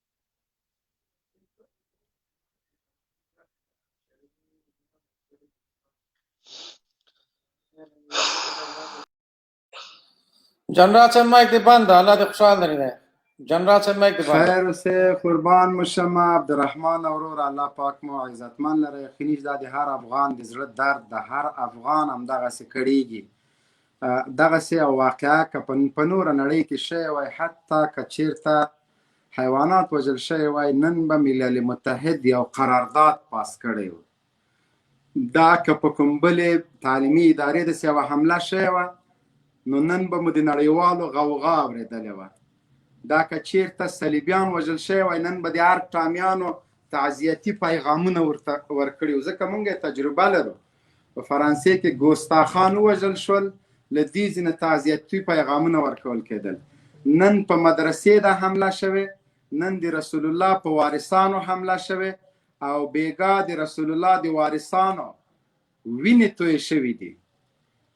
زه هغه خلکو ته حیران یم چې ځانونه مسلمانان ګڼي، ځانونه تقوادار ګڼي، ځانونه بېطرفه ګڼي او راجګېږي. په دغه حالت کې دوی خاموشه دي، رسنۍ خاموشه دي او مدرسه او دغه تعلیمي ادارې، دغه د دین درسګاوې دا بې څوکه نه دي. د ده تر شا هغه لښکرې، هغه غازیان ولاړ دي چې همدغه د صلیب علمبرداران په ګونډو کړل. د دې مدرسې ملاتړ هغه څوک دي چې د CIA په مرکز کې د صلیبیانو غاښونه ورمات کړل. د ده تر څنګ هغه څوک ولاړ دي، د مدرسو تر څنګ هغه خلک ولاړ دي چې په هیڅ صورت خپل د مظلومو هیوادوالو وینې نه پرېږدي بې انتقامه. کله هم دغسې ظلم او وحشت چې د CIA ملیشو د امریکایي روزل شوي غلامانو لخوا نه شوي دي، طالبانو ډیر زر عکس العمل ښودلی، جدي انتقام، په وخت انتقام، له اصلي قاتلینو نه انتقام اخیستی. اوس دم دښمن په دې نه خوشحالیږي چې دوی بېګا مدرسه نړولې، دوی بېګا د دین درسګاه نړولې، د بېګا حافظان د قرآن په وینو سره کړي، دوی بېګا په ننګرهار کې قرآن کریمونه په وینو سره کړي. لوی ظلم او لوی وحشت خدا شوی چې سبا بیا تاسو له همدغه خلکو نه ګیلې کوئ چې هله چې دوی په چا زړه نه خوږوي، در حال کې چې دغه ظلم چې تاسو کړی زه وایم اسرائیلو به نه یې کړی. دا ظلم چې تاسو کړی په نوره نړۍ کې به په مسلمان نه وي شوی چې د 8 کلن 9 کلن 10 کلن ماشومانو په مخ کې تاسو دومره لوی جنایت، دومره لوی وحشت، دومره لوی بربریت وکړه چې غیر سلا خلک، بې وسلې خلک، مظلوم خلک، مسافر خلک په مدرسه کې په خوب ویده ځوانان مراجع کړل او هغه موږ شهادت ورسول. بیا له همدغه خلکو نه چې د دوی په مخ کې تاسو دا دومره لوی وحشت وکړه، دومره لوی ظلم مو وکړه، دومره لوی بربریت مو وکړه، بیا له مقابل جانب نه د اوربان غوښتنه هم کوئ. جانب مقابل ته بیا څه وایي؟ اوربان اوربان اوربان اوربان. له چا سره اوربان؟ د څه شي اوربان؟ په کومه موضوع اوربان؟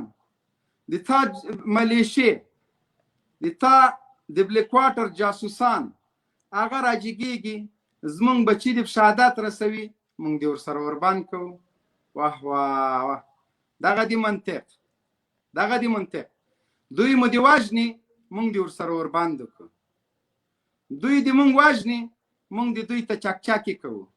دوی د مونږ وژني، مونږ د اتلولۍ میډالونه د دوی په اوږو باندې اچو. ډېر ښه منطق، څومره اعلی منطق د غلام او د مزدور. طالب چې اوربان در سره نه کوي، د دغه په خاطر نه کوي چې ته روزل شوی، ته غلام، ته مزدور، ته جاسوس. له جاسوس سره څوک اوربان نه کوي. زه یوه ویډیو دلته اچوم، ملګرو نه مې هیله ده دا سټوډیو ته ډېر مه راځئ، خیر ده. دلته که مونږ کومه خبر کوو نو یقیني چې هغه به د تاسو د زړه درد وي. سټوډیو ډېره ډکه شي، بیا دلته نور ملګري نشي کولی چې راشي. دغه ویډیو په تاسو اورو. حافظان استاد هم شهید کړی.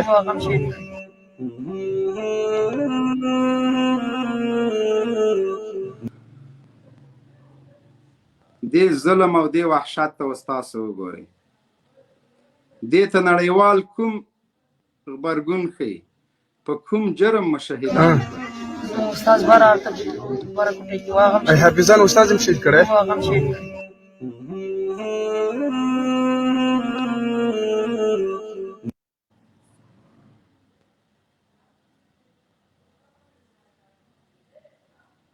دا نه پوهېږم چې زموږ په نیټ کې ستونزه ده که څه وجه ده چې دا نه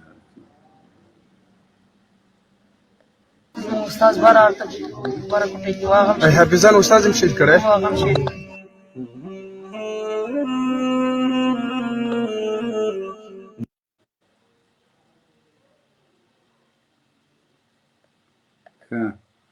د انټرنیټ ستونزه ده دلته. زه تاسو ته بیا وروسته ویډیو اچوم انشاءالله.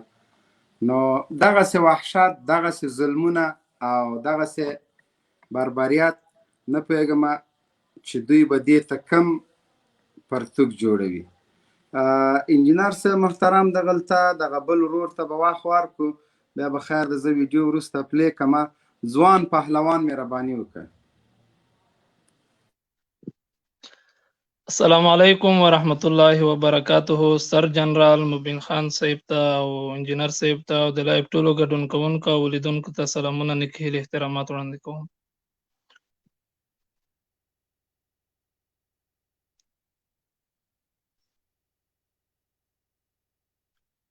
وعلیکم السلام ورور الله دې خوشاله مهرباني وکړه. مهرباني وکړه وروره، مهرباني وکړه، بخښنه غواړم. مننه ژوندي اوسئ. واقعیت دی چې د یرغلګرو روزونکو په مدرسه باندې وحشت کړی دی. موږ ته خو د لایو ته د راتلو طریقه هم نه وه، خو او په د موضوع باندې خبرې او ستاسو خبرې کفایت کوي. ما خپله د موضوع ته ورته یو نظم لیکلی دی او د نظم نه یو مخکې یو څو کرښې دي، که اجازه وي زه به دغه ووایم.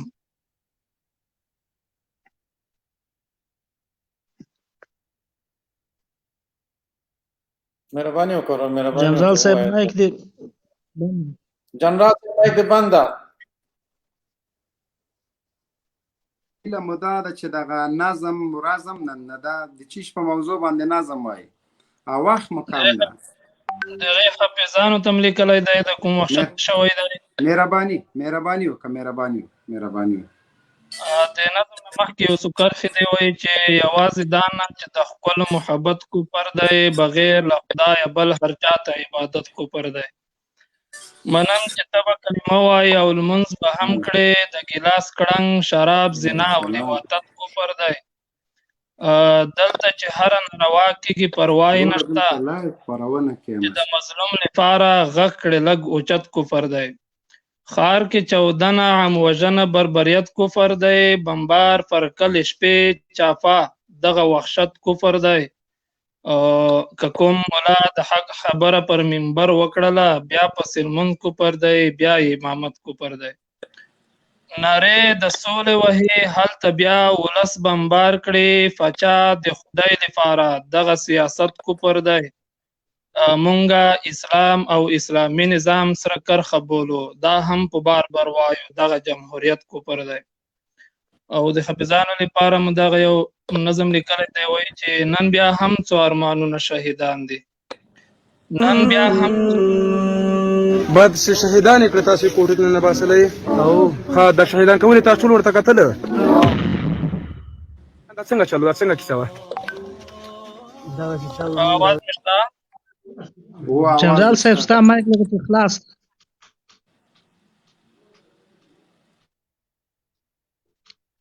وایي چې نن بیا هم څو ارمانونه شهیدان دي، څو غوټۍ او څو ګلونه شهیدان دي، دا چې هر باب یې په وینو باندې سور دی، ورسره یې کتابونه شهیدان دي.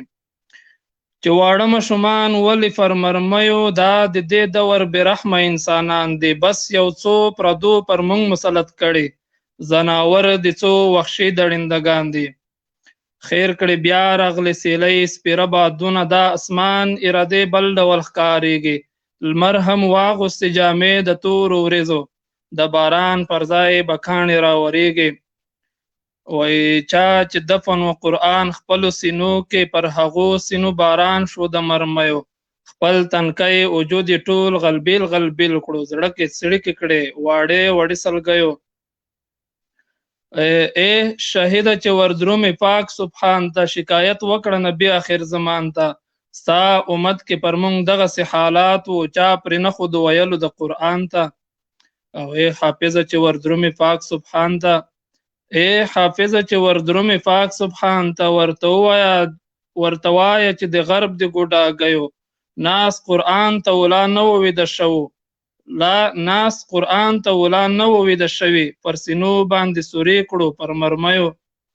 او ای حافظه شکایت وکړه سبحان ته، ای حافظه شکایت وکړه سبحان ته، غج ترې واخله د مظلومو اسویلیو، زمونږ پر وړاندې زمونږ استاد شهید کړو، سبا لاړو مدرسې نه په سلګیو. او ای حافظه شکایت وکړه سبحان ته، زمونږ لاسونه یې زمونږ په وینو سره کړل، راته ویې سوې په اور د وجود غوښې، دستارونه یې زمونږ پر وینو سره کړل. ای حافظه د سبحان پوښتنه وکړه، ای حافظه له سبحان پوښتنه وکړه چې تر کله به آرام د خوار ملت شي، اسرافیل د نور پوکی وکړي شپېلۍ کې، که قیامت وي ربه نوره د قیامت شي، که قیامت وي ربه نوره د قیامت شي. هره ورځ مونږ دلته سره زخمونه وینو، مسلمان بیا ستا په کور کې امن نه وي، په تنکۍ وجود درانه زخمونه وینو په تنکۍ وجود درانه زخمونه وینو. مننه هیله ده چې د خوښې وړ مو ګرځېدلی وي. السلام الله علیکم مو قدر وکړه، الله مو عزت وکړه پهلوان وروره. ماشاءالله خیر الله اوسې. مو په ژبې او په قلم باندې برکات واچوي. یقیني چې دردونکی ده، یقیني چې زړه راښکونکی غم ده، یقیني چې حوصله ختموي. خو دا لومړی وار د صلیبیانو د هغوی د جاسوسانو نه ده. همیشه همدغسې ګزارونه کړي، همیشه زموږ منبر او زموږ جومات په وینو رنګ کړی، همیشه زموږ ګلالي طالبان د مکتب او د پوهنتون شاګردان په وینو رنګ کړي دي. دا د دوی لومړی وحشت نه ده. دوی جومات، مدرسه، پوهنتون، مکتب، هر څه دوی بمبار کړي. دوی دي چې په مکتبونو کې، په پوهنتونونو کې پوستې جوړې کړي، مورچې جوړې کړي. دوی دي چې حافظان د قرآن په شهادت رسوي او لا هم د هغوی په سپېڅلو پاکو وینو باندې سینې نه دي ایښې شوي. دوی دي چې د رسول الله وارثان شهادت رسوي. ځکه چې دا د غرب روزلي دي، دا کلیسا روزلي دي، دا پاپانو روزلي دي، دا یهود او نصارا روزلي، دا د صلیب د جګړې سالارانو روزلي دي. نن د دوی باداران له دوی نه روان دي، دوی یوازې پرېږدي، دوی به د طالب رحم کرم ته پاتې. دوی به بیا دغه ملت ته څه جواب لري؟ دغه خلک به بیا د دغو مظلومو کورنیو، د دغه د ننګرهار د خوږیاڼو ولسوالۍ د ټټنګ د سیمې اوسېدونکو دغه حافظانو پلرونو ته، د دوی میندو ته به د دوی جواب څه وي؟ آیا دوی به بیا دا پوښتنه نه کوي چې څه شول زموږ قاتلان؟ تاسو چې د مشروط حکومت او د مشارکت ملي خبرې کوئ، سبا به دغه پوښتنه څوک نه کوي چې زما قاتلان ولې دلته ناست دي؟ تاسو څه فکر کوئ چې تاسو به وبخښل شئ؟ دا ملت به تاسو وبخي؟ د دغه حافظانو مور او پلار ورونه به تاسو وبخي؟ د دغه ظلمونو وحشتونو تر شا پاتې قربانیان به تاسو وبخي؟ دا اول وار نه ده، په زرونو وار مو دغسې دستجمي افغانان په باروتو باندې سوځولي دي، په کلیسټر او په کروزو مو سوځولي دي، د هغوی نازک نازک وجودونه مو په بمونو باندې پارچې پارچې کړي دي. الله مو هلاک او برباد که. الله مو دغسې وشرموه لکه څنګه چې دې ملت ته شرمېدلي یاستئ، لکه څنګه به چې په څو راتلونکو ورځو کې تاسو شرمېدلي دې ملت ته ټیټې سترګې ولاړ یئ او بیا به وخت درنه تېري. اوس هم درته وایو راشئ دا خپل ورونه مه وژنئ، راسئ په خواږه خوب ویده دغه مظلوم افغانان نور مه شهیدانوئ. راشئ اوس هم وخت در سره ده د دغه جرم و جنایت او له دغه ظلمونو نه لاس واخلئ. راشه دغه پردی ټوپک د له اوږې کته که خپل ورور پې مه وژنه، د رسول الله صلی الله علیه وسلم وارثان مه وژنه، د دین پتنګان مه وژنه، حافظان د قرآن مه وژنه. نور بس ده، نور به د زړه یخ شوی، نور به د هغه د ډالرو احسان پوره شوی. خلک چې وایي بین الافغاني جګړه ده، جګړه له افغانانو سره ده، جګړه افغانان وژل کیږي. دغسې جرم او جنایت چې دوی کړی ده، دغه وحشت او بربریت چې نن د CIA او د بلیک واټر جاسوسانو کړې ده، هغه خلک چې دغه جګړه بین الافغاني بولي، د دغه افغاني مجرمینو نه، دغه د صلیب او د کلیسا له مزدورانو نه ولې پوښتنه نه کوي چې په کوم جرم دي دغه حافظان په خوب ویده ماشومان شهادت ورسول؟ آیا له دې مدرسې نه چا کوم لوټه در ورکړې وه؟ مخکې په دې مدرسې کې کوم شک د چا و؟ که چېرته دغه خلک مجرمین وي، هغه جرم چې دوی پې باندې کوي هغه وسله کومه ده؟ که چېرته په دغه مدرسه کې تروریستان اوسېدل، هغه اسلحې کومه دي؟ که په چا ډز شوی هغه کالتوس کومه ده؟ لاسونه دې مات شي چې پردی ټوپک د رسول الله د وارثانو په سینه باندې چلوي. هغه سترګې دې ووځي چې حافظان د قرآن په باندې په نښه کیږي. هغه قلمونه دې مات شي چې په دغه وحشت باندې لام ګونګ دي. هغه شاعران او لیکوالان دې ګونګ شي، قلمونه دې مات شي. خدای دې لیوني کړي چې په دغه ظلم او وحشت باندې قلم نه راڅرخیږي او دغه وحشت نه غندي. هغه ژورنالیستان دې ګونګ شي چې په دغه وحشت او ظلم باندې د دغه مظلومانو اوښکې او فریاد نړیوالو ته نه ده رسولی. تر کله پورې وحشت، تر کله پورې ظلم؟ اوس هم دا جګړه بین الافغاني ده، اوس هم دغه خلک افغانان دي، اوس هم دغه خلک د زړه سواندې دي. اوس هم دا سوال څوک کولی شي چې د طالب جهاد له چا سره؟ هغه خلک چې د فتواګانې خړولې، هغه خلک چې د افغانستان جګړه یې ناروا بولله، هغه مفتیان، هغه که د بنګال دي، هغه که د عربو دي، هغه که د عجمو دي، نن دغه ظلم او وحشت دوی ویني که نه؟ نن د دغه سپېڅلو حافظانو ویني دوی ته ښکاري که نه؟ نن د حافظ په وینو رنګ قرآن کریمونه دغه ظالمان، دغه د باورا زامن، دغه د اور په منبر ناست خلک اوس هم حق نه وایي. اوس هم د افغانانو دغه جهاد چې د دې ظلم په خلاف باندې راوچت کړی، اسلحه راجګه کړې، اوس هم خاموش دی. افغانستان کې خالي جګړه نه ده، ولې؟ افغانان دي. امریکا سره د سوله وکړه او خپل افغانان وژني. دا افغانان دي، دا مسلمانان دي. مسلمان د رسول الله په وارث باندې ټوپک راوچتوي. تا خو نن ټول عالم سینې دې ورته بخۍ بخۍ کړلې. تا خو هلته قرآن کریمونه ایښي، هلته خو د احادیثو کتابونه ایښي. ولې؟ د دې مجرم د دې جرم څوک و؟ دغه مجرمین په کومه مدرسه کې روزل شوي وو؟ دغه چې دا بېګنای وحشت یې کړی، دا د کوم مدرسې او د کوم دارالافتا فارغینو، دوی له کومې مدرسې نه دا سندونه اخیستي وو چې دغه جرم یې وکړه؟ تاسو خو د تورستان هغه چا ته وایي چې په مدرسه کې زده کړې کوي. دغه مدرسه یې چې په وینو رنګ کړه، دغه مجرمین کوم پوهنتون روزلي وو؟ دا کومې دانشګاه روزلي وو چې حافظان د قرآن په نیمه شپه په خوب ویده 8 کلن 9 کلن ماشومان د راونی او شهادت دی ورسول؟ ولې؟ اوس هم دا جګړه تر سوال لاندې پاتې کېدای شي؟ هېڅکله نه. اوس هم د طالب داعیه څوک ناحقه ثابتولی شي؟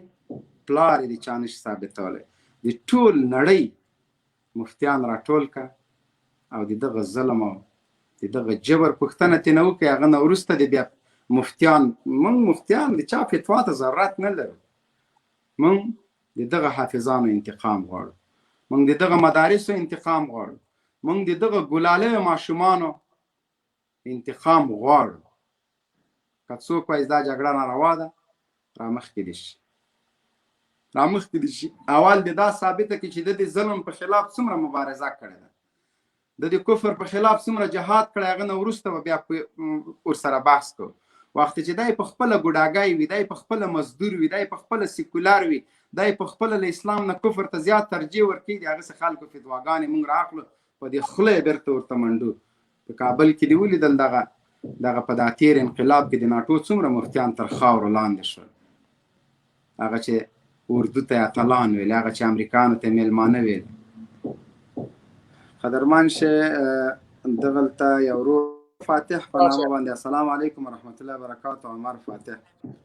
دلته بعضې ملګري که موږ بلاکوو له دغه وجې نه چې نوم یې د آی ډي یا وي، پروفایل یې بل وي، هغه بل دوی نه خفه کېږي.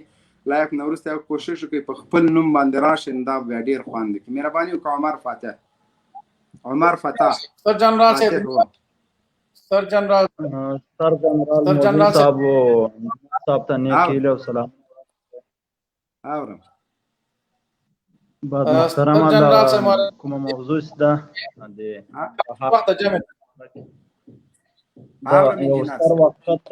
یو ستر وحشت ده. نو په دغه وحشتونو باندې دوی هیڅ کلم بریا ته نشي رسېدلی. انشاءالله تعالی داسې به ذلیله لکه تیر انقلاب کې چې خلکیان او پرچمیان ذلیله سو او شرمنده سو، الله پاک له دې خاورې نه په ضلالت سره پسې وڅړل. نو انشاءالله تعالی د دغو اشرف غني او د دغو ملګري بوډاګۍ ادارې به اخره خاتمه په اریانا چوک باندې د مسلمانانو مورال او عقیده په دې باندې نه کمزوري کېږي چې دوی خپل انتقام د عام مسلمانانو ولس نه اخلي. نو انشاءالله تعالی موږ ټول مجاهدین به د دغه وحشت انتقام په 100 وارې اخلو. مخکې مو اخیستی ده، بیا به یې اخلو انشاءالله. په دې باندې د موږ مورال نه کمزوری کېږي. په دې باندې انشاءالله تعالی په افغانستان کې دوی هېڅ بریا هم نشي ترلاسه کولی. نو ان شاء الله انتقام بیا اخلو او موږ ټول آماده یو دې ته چې په تلوار انتقام واخلو او په دې باندې مجاهدینو په کې هېڅ ناکامي نه راځي. دغه د عامو مسلمانانو په شهادت باندې زموږ په وجود کې جذبات راځي او زموږ وینې په جوش راځي. دغه ګوډاګۍ ادارې سره موږ هېڅکله نه وربند کوو او نه به انشاءالله دوی د وربند تمه لري. دوی به ټول مرداړېږي لکه څنګه چې نجیب او د هغه غلامان ملګري ټول شرمنده او ذلیله قدرمن شي عمر فاتح صاحب، الله پاک مو ژوندي لره، عزتمن شي او ان شاء الله بالکل تاسو خبرو سره زه موافق یم. خدای دې د دوی ټغر نور ټول کړي لکه څنګه چې ټولېدونکی ده. ژوندی سي. انجینر صاحب څه دې ویلې؟ جنرال صاحب دوه خبرې کوم بیا موږ جمع وخت جمع ته ځم. مهرباني وکړه انجینر. موږ د جمع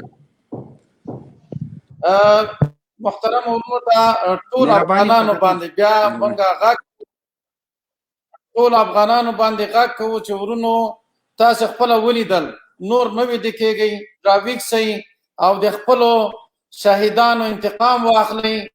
ما شهیدان کېږي، حافظان د قرآن شهیدان کېږي، مسجدونه په وینو رنګ سول. اوس هم تاسې د جهاد فتوا غواړئ.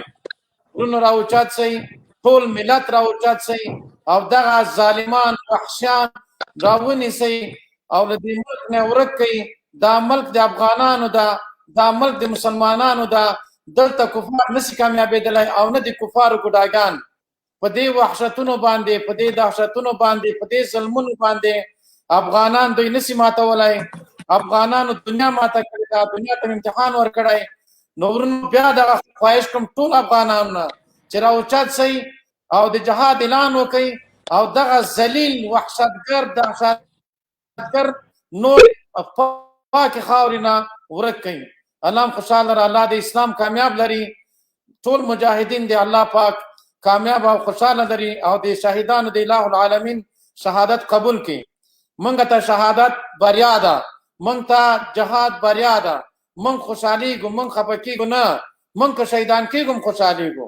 دوی د دا سوچ نه کوي چې موږ به وډار کړي یا به موږ جهاد کې څه فرق راشي. انشاءالله جهاد به نور هم تیزېږي. موږ مینه، محبت او قوت ټول د الله په قدرت او د الله په کومک ده. الحمدلله چې په تش لاس باندې په ډېر کم هغه باندې روسان وکړل، همداسې امریکایان وکړل او همداسې به دا ګوډاګیان ذلیله باسو انشاءالله. نور هم په آخر کې په لوی خدای سپارم. نماز لمانځه وخته خوشحاله، کامیاب او بریالي اوسئ. قدرمن شي. موږ هم دعا کوو انجینر صاحب، په الله دې سپارو. خیر اوسئ انجینر صاحب محترم، موږ ته هم دعا کوه، په الله دې سپارو. الله مو منځ قبول منظور وګرځه. ښه ډاکټر صاحب محترم مهرباني وکړئ مایک مو خلاص کړئ. ډاکټر کریم تڼیوال.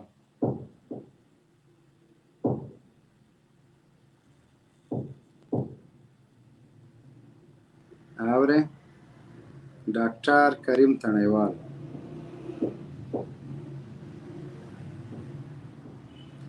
ډاکټر کریم تڼیوال.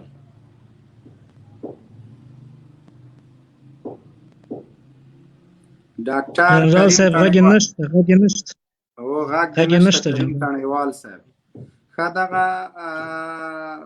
دغه بل خوسکی بیا راغی، مخکې څه کنځۍ وکړلې.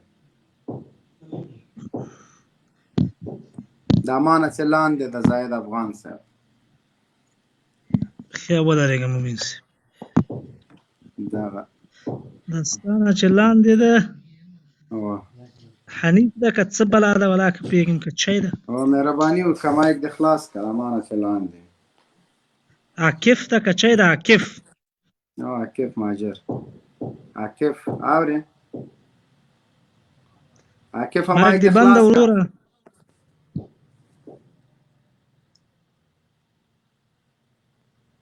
مایک دې خلاصوې که نه؟ ښځه دا مې قطع. ګلزار افغان افغانۍ. ګلزار افغان مایک مو خلاص کړئ مهرباني وکړئ. سلام علیکم.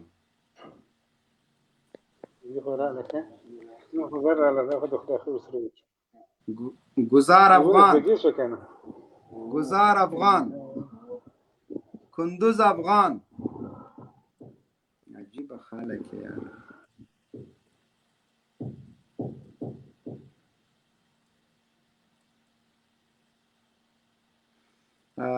خوګیاڼیوال به منې مهرباني وکړه مایک دې خلاص کړه.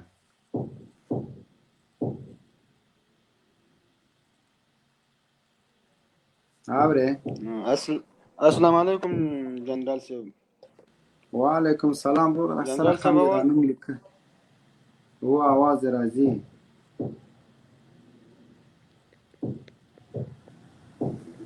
مهرباني وکړه مایک دې خلاص کړه. جنرال صاحب محترمه خی جوړې قراري د مهرباني وکړه تا خوګیاڼیوال ځان ته لیکلی ده دغه پیښه چې په خوګیاڼۍ کې شوې ښه دا پیښه چې په خوګیاڼۍ کې شوې تا نوم خوګیاڼیوال لیکلی ده د دغه پیښې څه جزیات د سره شته؟ جنرال صاحب جزیات شته ده یو څه اندازه وو. ښه څنګه و دلته ماینونه جوړېدک څنګه؟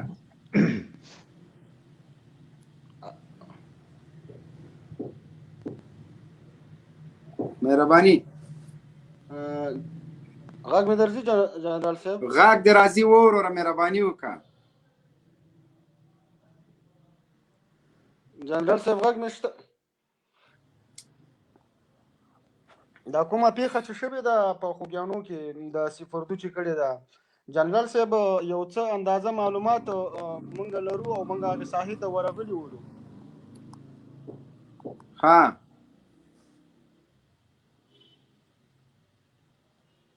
جنرال صاحب غږ مې اوري؟ هو غږ دې اورو وروره مهرباني وکړه د مونږ د مرۍ وچه کړله.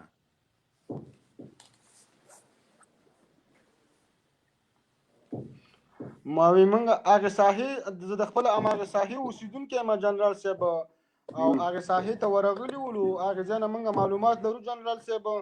هغې ساحه کې چې کوم عملیات دوی ترسره کړي وو یو څه اندازه دا کومه کور چې و دا مدرسه چې وه پکې که نه دې کې یو سیده په دا کلي و د کلي په منځ کې ولو دوی چې کوم عملیات ترسره کړي دي په دې کې ځینې کسان لکه ماشومان ول صحیح ده تللي دي خو او ځینې انبا داسې ول چې هغوی نه مخابرې وي هغوی سره مرمۍ وي او ځینې نور داسې بارود انبا پرېږده انبا ته د سیمې عیني شاهد ځینې انبا پرېږده د تا انبا څه شي دي؟ زما انبا دا دي چې پکې ځینې کسان پکې دغه و دهشتګر پکې ول دي تروریستان پکې موجود ولو. ښه ځینې پکې موجود و که ټولو؟ نه ټول نه و ځینې و پکې صحیح ده. ځینې پکې و ځینې څو دانې پکې و؟ یو 10-12 کسانه به ول پکې. ښه دا خو ټول شهیدان 10 کسان دي نو دا 2 نور پکې له کومه شو؟ دا دوه پکې ماشومان و 2 نه 12 نه دي دغه لکسان 12 ته غلی څه دروغ مه وایه 12 کسان 10 کسان دي دغه 2 دي له بل جي ورته راوړه که څنګه؟ 12 کسانه و 12 کسانه 10 کسانه و زه درته وایم 12 نه دي. زه خپله ساحې ته ورغلی وم جنرال صاحب. ساحې ته ورغلی وی دا په کومه ساحه کې ده دا مدرسه؟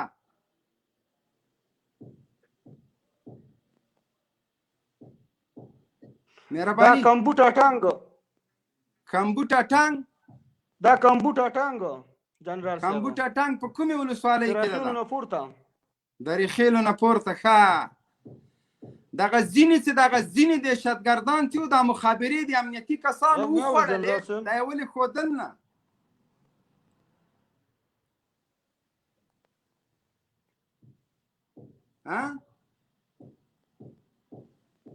اورې ما غږ درځي؟ ویښودلې هر څه ویښودلې جنرال صاحب. دې کې یو کورولا موټر هم ولو یو کورولا موټر و چې دا هر څه پکې موجود پراته ولو. کورولا پرېږده د سیمې د خلکو راپور که نه ته باید ژورنالستان لاړ شي د سیمې د خلکو نه پوښتنه وکړي. راپور داسې جوړېږي نه جوړېږي لکه د امنیت کسان. غوږ شه دغه ده ژورنالستان نشي تللی که نه؟ ودرېږه ژورنالستان ولې نشي تللی؟ ژورنالستان ولې نشي تللی؟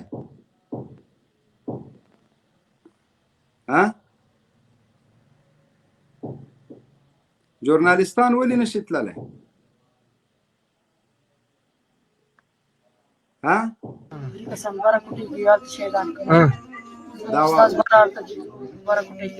حافظان استاد هم شهید کړی. بعد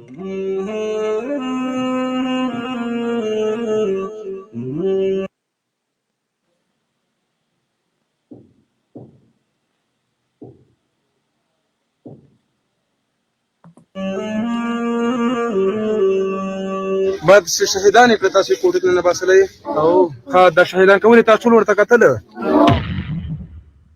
دا څنګه چلو دا څنګه کیسه وه دغسې چل مونږ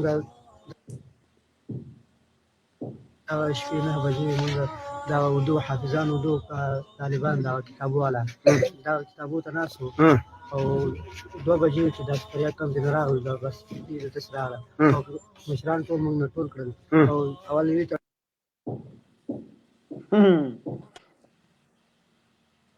بیا یې هغې نه بعد هلته مونږ نه بېل کړل شهیدان یې کړل ولې وتړل تاسو ورته کتل شهیدانه ولې تاسو باندې مخونه تړلي بچیه هغو باندې یې وتړله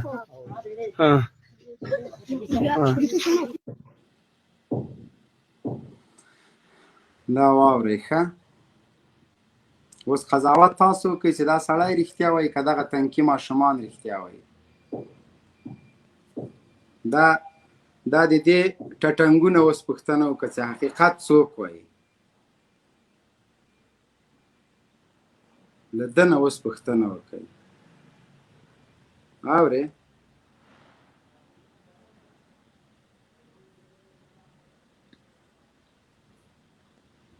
اوس ووایه چې دا زاهد افغان صاحب دا سړی دروغ دا ماشومان دروغ وایي جنرال صاحب د کرولا د موټرم دروغ وایي او بل دا هیڅ خبر نه ده هسې خوشي او تیبوتې وایي د عملیات کوم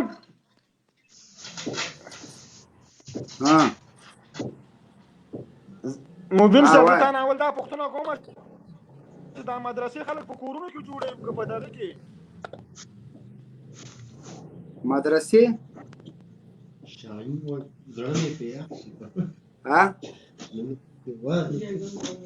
وایه څه شولې وغږېږه چې غږېږې غږ یې ورک شه جنرال صاحب غږ یې ورک شه ولاکه پیږم بل ته وایه وایه غږې وایه دا څنګه چالو دغه ماشومان دغه ټول د ټټنګ د سیمې دي دا دروغ وایي دا ماشومان دا ویډیو چې کومه تا واچوه دا زړه ویډیو ده جنرال صاحب ښه غلی شه دروغ مه وایه ورک شه ښه دا زړه ویډیو ما سره ما چې په خپل موبایل باندې کوم دغه عکسونه ایستلي دي ګره زما نیټ دلته ډېر کمزوری ده کار نه کوي که نه دا د شپې پایې صحیح کار نه کوي که نه ما به تاسو لیکلي وي عکسونه چې ما په خپله موبایل الله دې هلاک که الله دې تباه او برباد که چې ته سترګې پټوې ته د CIA او د بلیک واټر د ملیشو جرم او جنایت پټې الله دې تا په بچیو باندې راوړي په غبرګ و سترګو ړوند شي که به ته دروغ وایې الله دې که ته دروغ وایې همدغسې دې د تا له ماشومانو نه ګولۍ ووځي چې ته د یو پلار او د یو مور درد احساس کړې څنګه شرمېږې نه چې په دې لوی جنایت باندې پرده اچوې ته په کور کې ماشومان نه لرې که همدغسې د تا ورور د تا بچی د تا لمسی د تا خوریی د CIA او د بلیک واټر جاسوسان په مدرسه کې یا د تا په کور کې غلبیل کې ته به همدغسې خبره کوې چې ځینې خلک پکې داسې وو مخابرې ورسره وې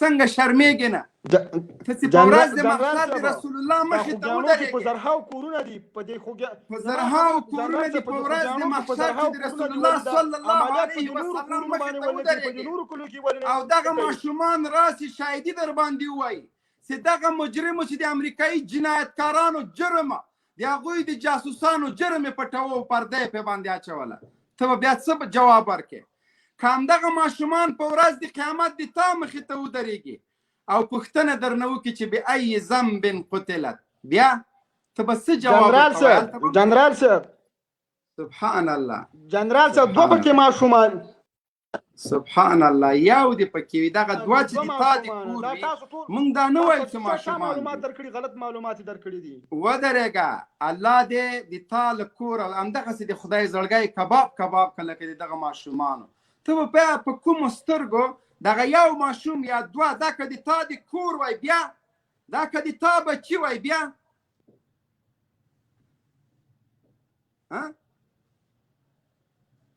هغه مور چې بچی بېګا ورته وروړی ده دا د تا خبرې که واوري څه به وایي هغه پلار چې د زوی شهید بشر په مرمۍ سوری سوری ورته ویوړه د تا دغه خبرې واوري جنرال صاحب زما خبرې چار څوک واوري زه دروغ نه یم زه حقیقت وایم افسوس دی په دغه حقیقت د لعنت چې دا ته وایي ډاکټر صاحب مهرباني وکړه السلام علیکم ورحمت الله وبرکاته اواز درځي او اواز راځي ډاکټر صاحب زه خو تر ټولو لومړی د افغانستان د 20 کلنې 40 کلنې ټولو شهیدانو ته اسلام پال ملت ته جنت الفردوس غواړم خصوصا د نوې پیښه چې وشوه ټولو ته خو زه به یو خبره وکړم ښه په کار نشي راته په هغه نشي امام نور حوصله پاتې شوه زه د افغانستان د اسلامي امارت ټولو مشرانو ته چې دنو ته مشران وایي نظامیان وایي څه وایي یو خواهش لرم د یو ډاکټر په صفت نور موږ دا نشو زغملی نن دغه ورځ په لایفونو کې په هغه کې زغم وایي هر خبرې کوو څه کوو اوس خلکو اوس په دې 20 کالو کې د افغانستان د غرو حیوانات مرغان هم په دا پوهېږي چې حقیقت چېرته دی خبره چېرته ده انسانان خو څه کوئ که تاسو دا شی چې موږ بیا غچ ورنه اخلو چا نه غچ اخلي چرسي کمانډو چرسي شرابي کمانډو نه اخلي ولې د اساسي ځای نه نیسئ اساسي ځای چېرته ده د ولایت والي کماندان د اردو کماندان امنیه کماندان وزیران صالح اشرف غنی کرزای خلیلی په دې باندې تاسو حمله نشئ کولی د 15,000 فدایان چیرته دي چې ناست دي د 1,00,000 کمانډو مو چیرته ده که چیرته نشئ کولی مهرباني وکړئ موږ در شریک دی چې موږ د راهنمایي درته وکړو که تاسې نشئ کولی هغه هلته ناست دي خاندي اوس ناست خاندي ابه خاندي موږ د لایفونه کوو او داسې شهیدان یې کړو داسې وکړل داسې وکړه خاندي راته دوی خاندي هلته شراب اوس چې خلی په ار کې بناست په وزارتو کې ګوري وایي مبین صاحب څنګه خپه دی ډاکټر څه وایي هغه دروندې شي څه وایي بلې څه وایي کاري صاحب خوستای څه وایي دوی په دې باندې خاندي خپل شرابونه به کبابونه به چښي که دا نشئ کولی بیا وایي چې نشئ کولی دا خو داسې نه ده چې یو تاسو مشران یې پکې ناست یالته که په سیاست نه پوهېږو مګر د افغانستان د مظلوم ملت په دې شانو پوهېږو د هره ورځ ګوره پرون وشوه مشرانو 3 ورځې وروسته به ورسره بیا درته وکړي دا یو هفته بیا درته کوي داسې وړه طالبان وړه ماشومان به راته شهیدوي کونډې به راته پاتې کېږي لږ تاسو فکر وکړئ که نشئ کولی متخصصین شته دی ولا په دې اکټ باندې هم حمله وکړو په وزارتو یې هم وکړو په بل ځای هم وکړو د هر شی تاسو محاصره کوئ ما په خپلو منځو کې مشرانو لږ کار وکړئ اصلي تداو له منځه یوسئ تداو له منځه یوسئ چېرته چې تداو دی ګوره صلیب به درته خاندي اشرف غني به درته خاندي نور احمقان مرتدان به درته خاندي دغه ګوره بیا به ووینئ چې یوه هفته وروسته بیا هم دا کار دی دا 20 کاله په دغه غندو یو تیشه دی ملت ته راپورته شه وکړه چېرته د 15,000 فدایان د 15,000 شپږم بیا یې زه شم مهرباني وکړئ د 1,00,000 کمانډو چیرته ده داخلیانو مرتدانو سره خو تاسو امضا نه ده کړې چیرته ډاکټر صاحب بس خلاص د ډاکټر صاحب محترم زه تاته یو اطمینان درکوم یقیني زه د یو افغان په صفت زه ستا درد احساسولی شم د اسلامي امارت د غازیانو او د اتلانو کله هم غچ او انتقام نه ده پرېښی د اسلامي امارت ګزار لیټ وي خو ښه ټایټ وي تاسو به وګورئ چې د دوی مازغه به په باروتو باندې داسې وخوټ کوي اسلامي امارت په داسې یو پیچلې جګړې کې ښکیل ده چې هغوی نشي کولی چې بالفعل بس ډایرکټ انتقام واخلي ځکه دلته د نورو مظلوم افغانانو وینې اسلامي امارت ته ډېر محترمې دي ډېر سپېڅلې دي هغوی نه غواړي چې یو بېګناه افغان هم د دغه اشغالګرو روزل شوي جاسوسانو په انتقام کې د هغوی وینه توی شي اسلامي امارت به انشاءالله داسې انتقام واخلي که په همدغه لایف کې د ډاکټر صاحب راته ونه ویل چې آفرین دی زمونږ او ستاسو په مشرانو باندې شي زمونږ او ستاسو په اتلانو باندې شي چې د ننګرهار د ټټنګ د سیمې د قاتلانو نه داسې انتقام واخیسته چې د غوښو ټوکړې تر ډېره لرې لرې پراته وو. دا به ته په خپله انشاءالله اقرار وکړې. خو خیر مونږ تاسو ته ټولو افغانانو ته ټولو مجاهدینو ته د ډاډ حوصلې او زغم غوښتنه کوو. ګزار به کوو، انتقام به اخلو، ښه مضبوط به اخلو انشاءالله العزیز، چې په خپله دوی اقرار وکړي چې 500 کمانډویان مردار شوي دي، چې په خپله دوی اقرار وکړي چې په سلګونو د دوی موټر او وسایط او اسلحې د موټر بم د زور او د قوت له لاسه ویلې او ذوب شول، چې په خپله دوی اقرار وکړي چې په دغه بیس کې 2000 کسه د سیاسي مزدورانو خو موږ ته 5 مړي په لاس راغلي، نور به ټول مریخ ته تللي وي له خیره سره. تاسو انتظار کوئ انشاءالله، ستاسو سینې به یخې شي. قدرمن شیطانیوال صاحب الله معزتو که یقیني درد او احساسات او هغه هر څه مو زه احساسولی شم، هغه افغانان احساسولی شي. څوک کور کې بچي لري، څوک زامن لري، څوک لورګانې لري. دراندیش صاحب مهرباني وکړئ لایو خپرونه بیا ختمو. السلام علیکم جنرال صاحب محترمه. وعلیکم السلام جنرال صاحب محترمه. زه شروع کړ سره ما سفر موټر کې ما غاګ به من جوړی همکاري ور سره کوم نور مرګرو ته وختم. الله مقدرمن کا عزتمند اوسېږئ.